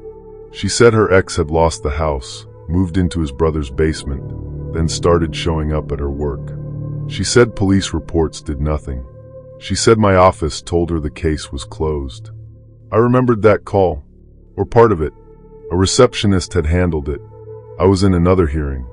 I had meant to call back. I never did. She said, "You helped me win on paper." Then everybody disappeared. I wanted to defend myself. Lawyers are not therapists. We cannot control what people do after orders are signed. All true. None of it helpful in a cave. Then the ground trembled. Not like an earthquake in a movie. More like a heavy truck passing overhead, except we were far underground. A dull crack echoed somewhere behind us. Erica's expression changed immediately. That wasn't supposed to happen. That was when I realized there had been a plan, but the cave was not following it either. Dust drifted through the beam of my headlamp. We hurried back toward the junction, but the passage we had used was partly blocked by fresh rock and clay. Not sealed completely, but enough that squeezing through would have been dangerous. Erica pulled out her own map from the yellow dry bag. It was not the same as mine. Hers had handwritten marks, arrows, and one passage circled in black. Next to it she had written, "Make him wait here." I stared at it. She snatched it back, but it was too late. I asked her if she had planned to leave me. She said, "For a while." Her voice broke on the last word. Not kill me. Not trap me forever. Scare me. Make me sit alone in the dark the way she had sat alone in her house after her ex started circling the block at night. That does not make it okay. But in that moment, with rocks still shifting behind us, her revenge became irrelevant. The false relief came when we found airflow. A thin, cold draft moved through a slot near the floor. Erica said it connected to a crawl that led toward another entrance. The map showed it as passable. We got on our stomachs and pushed the bags ahead. Halfway through, we found the crawl deliberately blocked with stacked stones. Not fallen, stacked. Someone had built a low wall in the passage. Erica went silent. I asked if she had done it. She said no so fast I believed her. We moved stones one by one, trying not to bring the ceiling down. My shoulders scraped both sides. My knees slid in mud. At one point my headlamp flickered, and I hit it with the heel of my hand harder than I needed to. On the other side, we found a newer footprint. Large boot. Deep tread. Not mine. Not Erica's. That was another person confirming the danger, in a way. Someone had been there recently enough to leave wet edges in the mud. Someone who knew the same alternate route. Erica whispered her ex-husband's name. I did not know if she was right. I still do not. But I know what we found next. At the final climb toward the second entrance, a rope ladder had been cut halfway through. Not rotted. Cut. The lower rungs hung loose. We could see daylight above, pale and beautiful. We just could not reach it safely. I had a small emergency cord in my pack because beginners over-prepare for the wrong things. Erica had webbing. Together, we tied the broken ladder to a rock horn and tested it until our hands hurt. She climbed first because she knew the route. I hated that. I did not fully trust her, but I needed her alive and above me. She made it. Then she anchored the line and talked me up one step at a time. Outside, the air smelled like wet leaves and cow pasture. I have never smelled anything better. For about 5 minutes, we thought we were done. Then we walked around the ridge toward my car and found Erica's truck with both front tires flat. My car door was open. The cave map I had left on the hood was gone. In its place was the old guest log page from the ammo can. My name was written twice. The second entry was not in Erica's handwriting. Police came. So did the landowner and 2 members of the local rescue group. They searched the cave as far as they could safely go, but more rock had shifted near the chapel. They found the plastic bags Erica had laid out for me. They found tool marks on the stones in the crawl and on the rope ladder. They never proved who made them. Erica admitted what she had planned. She was charged, though the case did not become the big dramatic thing people might imagine. She took a plea. I wrote a statement saying she had also helped save my life, because that was true too. I stopped practicing divorce law that year. People think it was because I got scared of clients. It was not that simple. I got scared of how easy it is to close a file and call a disaster finished just because the paperwork is done. I still cave sometimes, but never alone, and never with someone who says the map is wrong like that is a small detail. I kept the helmet from that day. There is a long scratch across the side from the crawl space. Sometimes I look at it and remember Erica's face when the passage collapsed behind us. She had brought me underground to make me understand what fear felt like. By the end, both of us were following a map someone else had already changed. Story 10. I was making instant coffee in the ranger station when the radio clicked twice, and a man who was supposed to be missing whispered, "Do not send the new kid up here." Everyone in the room stopped moving. The old receiver sat on a shelf above the dispatch desk, patched into the lookout frequency for the North Ridge. It had been mostly static all morning, because a storm had rolled through the Pacific Northwest 2 nights before and knocked out repeaters across the district. I had been a park ranger for 6 months. Seasonal, not law enforcement. Mostly trail reports, permits, lost hikers, bathroom complaints, and telling people not to park in places clearly marked no parking. The new kid was me. A senior ranger named Collins reached for the mic and answered, "Tower 3, identify yourself." Static. Then nothing. Tower 3 was a fire lookout on a ridge almost 12 miles from the nearest road. The ranger assigned there, Paul Renner, had failed to check out after his rotation. His truck was still at the trailhead. His last log entry was 3 days old. I was already scheduled to hike up with supplies and relieve him before anyone used the word missing. After the radio transmission, Collins told me to wait. Then the district office called and told us to proceed anyway. That is how government work can be. Concern on one line, staffing shortage on another. By noon, I was hiking toward Tower 3 with a pack, a radio, extra batteries, and a satellite messenger that worked only when it felt like it. The forest smelled soaked and green. Every branch dropped water when the wind moved. My boots made sucking sounds in the mud. The first strange detail was the orange flagging tape. It appeared about 3 miles in, tied to branches beside the trail. Not official survey tape. Not our color. Each strip had a black dot drawn on it with marker. At first, I thought a search volunteer had marked the route. Then I remembered no search had officially started. The trail climbed through fir and cedar, then crossed a slope where the storm had torn trees down. I had to crawl over trunks slick with moss. Once, I heard a crack high above and froze until the forest settled again. At 5 miles, I found Paul's field notebook in the mud.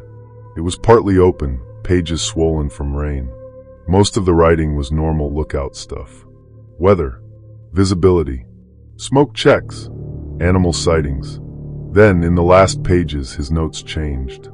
Voice below tower after 2300. Footsteps under stairs. L says do not answer if called from trees. I did not know who L was. I radioed Collins. The signal broke apart, but he heard enough to tell me to bring the notebook and keep moving if safe. That if safe stayed in my head. It sounded official and useless. The tower came into view just before dusk. It stood on metal stilts above a clearing, its windows reflecting gray sky. The stairs wrapped up one side. A propane tank sat below. Firewood was stacked under a tarp. Everything looked normal from a distance. That made it worse. I called out Paul's name. No answer. Inside the tower, the bed was unmade. A mug sat on the table with a skin of old coffee inside. Binoculars lay on the floor. The radio log was open. The last full entry read, "Spoke to Mara on East Slope. She refuses evacuation. Says Paul is not Paul when he comes down." I stood there reading that line again and again. Mara was Paul's wife. I knew that from his emergency contact sheet. She had reported him overdue after he missed a scheduled call, but nobody said she was near the tower. Then I heard movement under the floor. A slow scrape.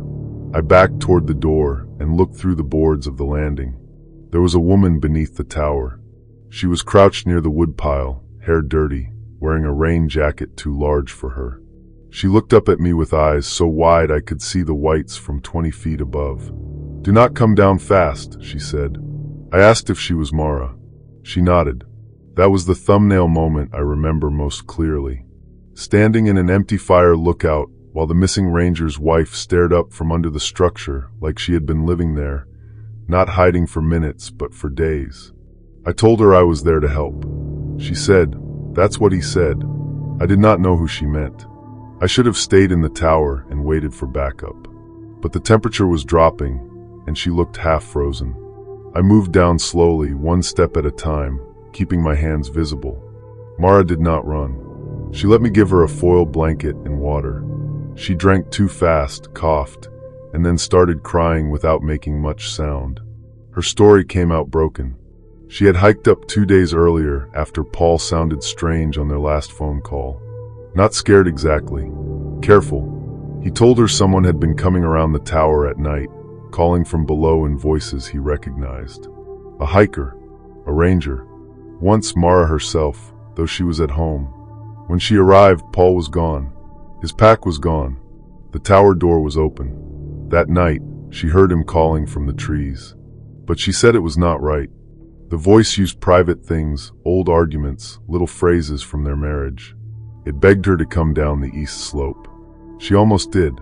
Then she found Paul's spare radio under the woodpile, wrapped in a shirt with a note taped to it. The note said, "If I call from below, do not follow unless you can see me." That was the important object. A wet note written in pencil, folded so many times the paper was soft at the seams. I wanted to believe grief had confused her. Then my radio clicked. My own voice came from it. Not exactly. A recording of me from earlier, calling Paul's name near the clearing. The words played back with static around them. "Paul Renner, this is Ranger Ellis. Call out if you can hear me." Mara grabbed my wrist. "He does that." I turned the radio off. A normal explanation formed slowly. Someone had a scanner or recorder. Someone nearby had been capturing radio calls and playing them back. Maybe a person hiding in the forest. Maybe someone who had found Paul's missing pack. Human. Real. Worse than ghosts. We needed to leave before dark. I called Collins on the satellite messenger. It showed 1 bar, then none, then sent half a message. I got back 2 words. "Hold position." No. That was a bad instruction written by someone not standing under an empty tower with a desperate woman and a stranger in the trees. The false safety moment came when we heard a helicopter. Mara started sobbing with relief. I stepped into the clearing and waved my arms. But the sound faded west. It was not for us. Probably a logging survey or another rescue miles away. The forest swallowed it until only rain remained. Then a voice called from the east slope. "Ellis." My last name. I had not told Mara my last name. It sounded like Collins. Then it used my first name too. "Ben, bring her down." I felt the fear in my hands first.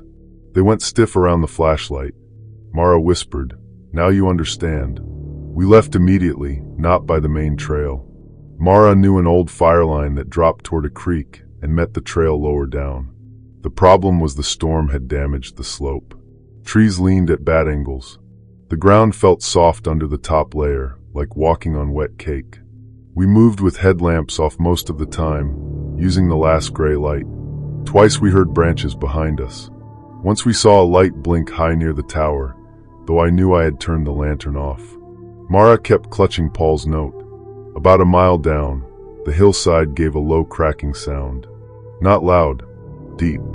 I had just enough time to grab Mara's sleeve before the slope moved. Mud, branches, and rocks slid across the fire line behind us, cutting off the way back. We stumbled downhill, staying near trees that were still rooted. The landslide did not roar like in movies. It pushed and tore and dragged, a heavy moving mess that made the ground feel alive. We reached a flatter section near the creek, and stopped only when my legs would not hold steady. Behind us, the path was gone. That was the climax for me, not the slide itself, but the realization that if we had held position like dispatch said, we would have been trapped on the wrong side by dark, with someone near the tower who knew our names. Search teams found us at 2:40 a.m. Mara was treated for exposure. I had a sprained wrist and mud in places I found for 3 days. The official explanation came later. A man named Travis Keene had been camping illegally in old service shelters around the district. He had a record for burglary and had stolen radio equipment from a volunteer group. They found one of his camps near the North Ridge with batteries, canned food, Paul's missing pack, and a small recorder loaded with radio clips. They believed Paul confronted him, fled during the storm, and got caught by the slide or injured somewhere off trail. But they did not find Paul. They did not find Travis either. That was the part they said quietly. Mara went to stay with her sister. I returned Paul's notebook to evidence, but Collins let me keep a copy of the last page because my name was in it, written before I ever reached the tower. The final line said, "New Ranger arrives Thursday. Voice already knows him." I had not been assigned to Tower 3 until Thursday morning.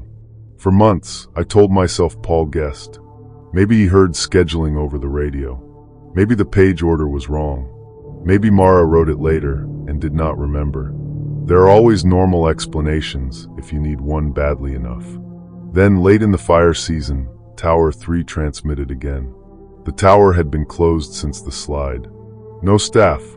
No power except a damaged solar backup that maintenance said was disconnected. Dispatch recorded the call. It was Paul's voice this time, calm and close to the mic. He said, "I can see the road from here. The problem is that Tower 3 cannot see any road. Every map shows that ridge blocked by higher timber and rock. Wherever he was transmitting from, it was not the lookout we climbed." Story 11. I was prying up a loose kitchen tile in my rental house when I found a receipt for groceries I had bought that morning. For a few seconds, I just stared at it. It was folded once, damp around the edges, and stuck in the dust between the subfloor and the tile. The store name was right. The time was right. The items were right too. Bananas, coffee creamer, paper towels, one frozen pizza because I had been too tired to cook. I had moved into that house 3 weeks after my divorce became final. It was small, old, and cheaper than anything else in the area. The landlord said the floors creaked because the place was built in the 70s. The windows stuck because of humidity. The garage door did not lock right, but he would get to it. I accepted all of that because I needed somewhere fast and quiet. The first explanation I gave myself was simple. I must have dropped the receipt. Maybe it slid under the refrigerator, then under the tile somehow.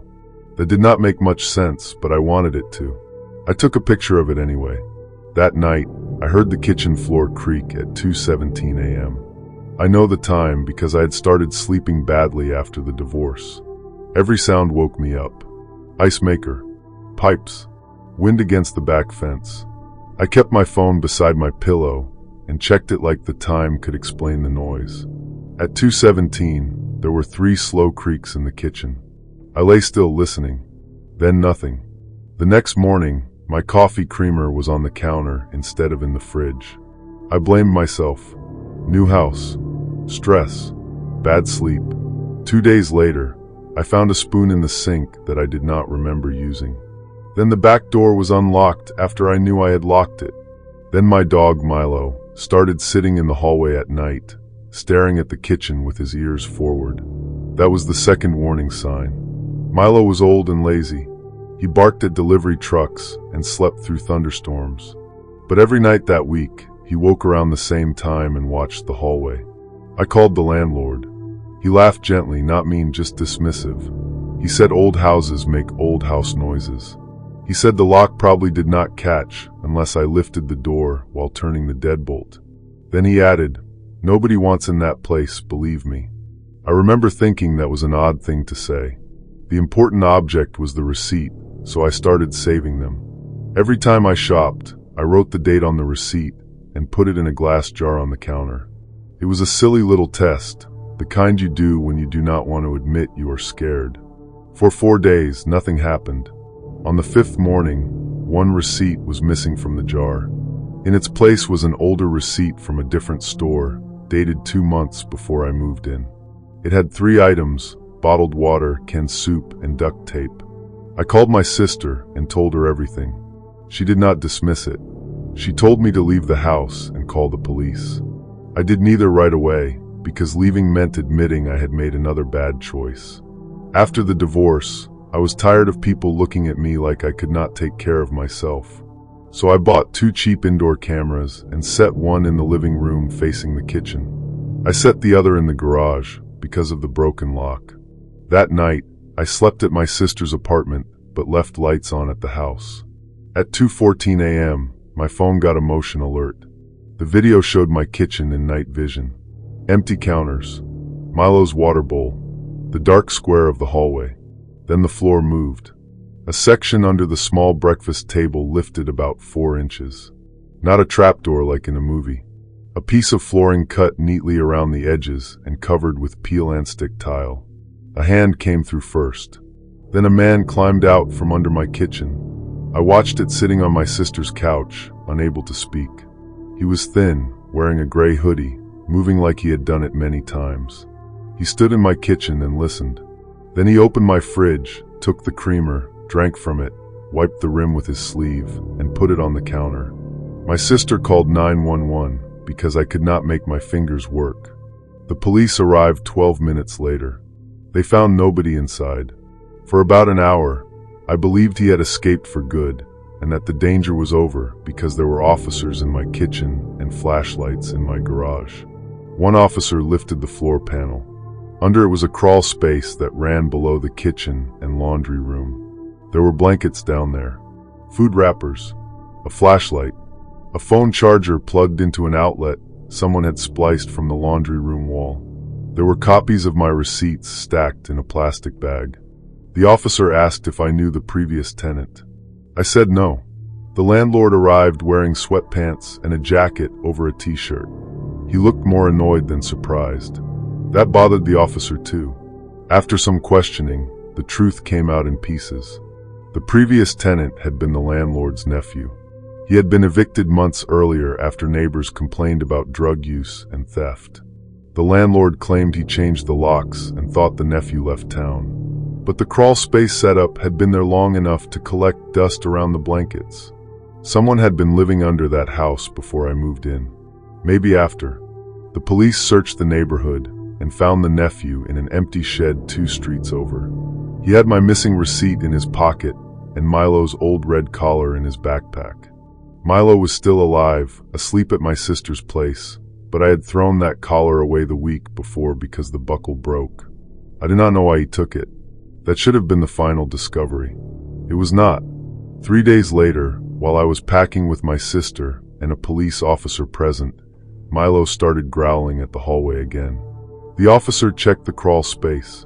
Empty. My sister checked the garage. Empty. I stood in the kitchen, looking at the glass receipt jar. Inside was a folded piece of paper that had not been there before. It was not a receipt. It was a hand-drawn map of the house, but not from above. From underneath. It showed the crawl space, vents, plumbing lines, and a narrow passage leading past the laundry room to a square marked old access. The officer followed the map to the hall closet. Behind a loose panel was another opening. Smaller. Hidden better. It led under the front porch and out through a broken lattice panel behind the bushes. The nephew had not used the kitchen floor to escape that night. He had used the hallway. That meant when police arrived, when I was standing in the living room shaking and pointing at the video, he had still been under the house, listening. I never slept there again. The landlord lost the property later that year after other violations came out. I got most of my deposit back, which felt insulting in a way I cannot explain. Like money could put a clean ending on it. I live in an apartment now, 3rd floor, no crawl space. I checked the deadbolt twice, but not 10 times like I used to. Milo still sleeps near the bedroom door. Every receipt goes straight into the trash before I come home. I know that sounds small, but I cannot stand seeing a list of my ordinary choices printed on paper anymore. Coffee creamer, paper towels, frozen pizza, proof of where I was, proof of what I bought, proof that somebody underneath me was keeping track. Story 12. I was counting the cash drawer at the funeral home when the printer in the embalming room started printing names no one had typed. The first page came out crooked. I heard the printer were from down the hall, that dry plastic sound offices make after everyone has gone home. It was 11:38 p.m., and I was the only staff member scheduled for overnight pickup duty. I was 29 then, working nights because they paid extra and because I did not have much reason to be home. My divorce was still new. My apartment had boxes I had not unpacked and one chair facing a wall-mounted TV I barely watched. The funeral home felt easier than my apartment sometimes. Quiet had a purpose there. I walked down the hall thinking maybe the director had sent paperwork remotely. The embalming room was cold and bright. Stainless steel counters, labeled cabinets, floor drain, the faint chemical smell that never fully left your clothes. The printer sat beside the prep room computer. 3 sheets were in the tray. Each had a name, a date of birth, and an address. No headers. No case numbers. Just that. I recognized the second name because we had handled his service the week before. I did not recognize the first or third. I checked the computer. No open document. No print history I could find.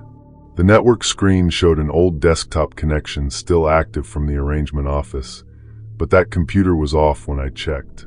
The normal explanation was boring. Software glitch, delayed print job, some files stuck in the queue. I put the pages in a folder and left a note for my manager. Then the pickup phone rang. A nursing home 20 minutes away had a resident pass shortly after midnight. Routine call. I drove the removal van through empty streets shining under light rain, did the paperwork, and brought the person back by 1:30. When I returned, the folder was gone. In its place was our old night ledger. We barely used it anymore. Everything was digital, but for years overnight staff wrote pickups in a big green book kept in the lower cabinet. Someone had placed it on the prep room counter and opened it to a page from 8 years earlier. One entry was circled in black pen. The name matched the first sheet the printer had printed. I felt that crawling feeling you get when coincidence starts acting organized. The next morning, my manager, Denise, frowned at the ledger but did not panic. She said old records got weird after the software migration. She thought maybe the printed names came from archived cases. When I asked who moved the ledger, she said maybe I did and forgot. That made me angry because it sounded too much like things my ex used to say. So I checked the hallway camera. At 12:46 a.m., while I was gone on the pickup, the arrangement office door opened. No one came out. That was what the camera showed. Door closed. Door opened inward. Hallway empty. The office light stayed off. Denise said the latch probably slipped. I wanted to believe her. That night, I put a strip of clear tape across the arrangement office door at knee height. Childish, maybe, but effective.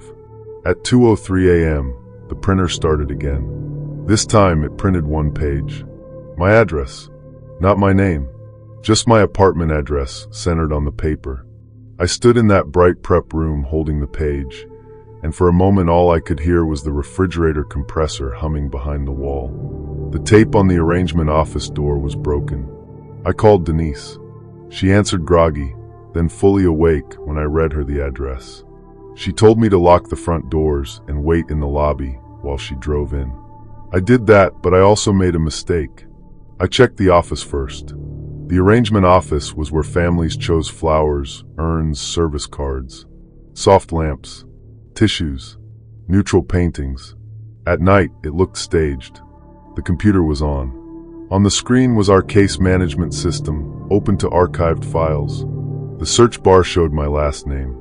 That was when another person confirmed something was wrong, though not in the way I expected. Denise arrived with her husband. He was a retired cop and did not speak much. He checked the back rooms while Denise called the software company. Their technician found no remote login from outside, but he did find a user account still active. It belonged to a former employee named Caleb Ross, fired 9 years earlier for stealing jewelry from the deceased. Denise went pale when she heard the name. Caleb had worked nights. He knew the building. He knew the old ledger. He knew the access panel behind the casket showroom that led to a maintenance corridor shared with the florist next door. The police were called. They searched the building and found the maintenance corridor unlocked from the florist's side. Dusty footprints led to the wall behind our arrangement office. But Caleb Ross had died 3 years earlier. That information made everyone act strange. Not because they believed in anything supernatural, but because dead suspects are inconvenient. Denise kept saying maybe someone else had his password. The officer said old credentials get sold, shared guessed. Human explanations. Always. The names from the first printout turned out to matter. All three were people whose valuables had gone missing during Caleb's employment. Watches, rings, a gold chain. Families had complained, but only one theft had been proven. The circled ledger entry was the first case tied to him. The important object became that ledger. Denise took it from the cabinet and locked it in her office. The police photographed pages.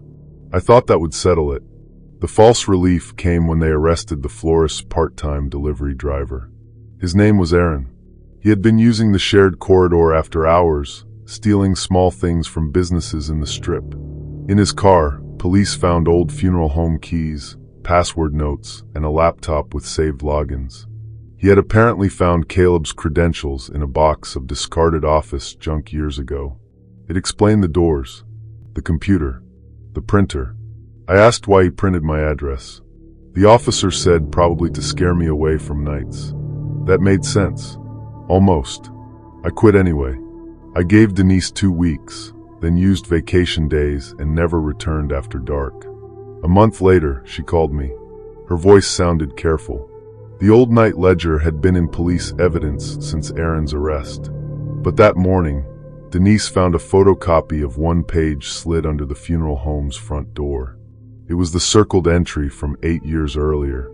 At the bottom, written in black pen, was my apartment address again, but this time with a note under it. Wrong one. Denise asked if Aaron could have sent it from jail. He could not. He had been in custody the whole time, and the note had been dropped off by hand. The front camera showed a person in a black raincoat at 4:12 a.m., face turned away. Police never identified them. I moved apartments 2 weeks later. Not because of the note, I told people. Because the rent went up. Because I wanted a shorter commute. Because everyone needs reasons that sound normal. Denise sold the funeral home the next year. Before she left, she mailed me the first page the printer had made, the one with the 3 names. She included a short letter saying she thought I deserved to know the 3rd name. It belonged to Caleb Ross's younger brother. He was alive. He had lived 3 blocks from my apartment at the time. I still do not know if Aaron was working with him, or if Caleb's brother was using Aaron, or if the thefts from that funeral home had never really stopped. I only know that someone printed my address in a room where I was supposed to be alone with the dead. For a long time, I thought the worst part of that job was learning how quiet people become at the end. It wasn't. The worst part was realizing the living can move just as quietly when a building teaches them where to hide.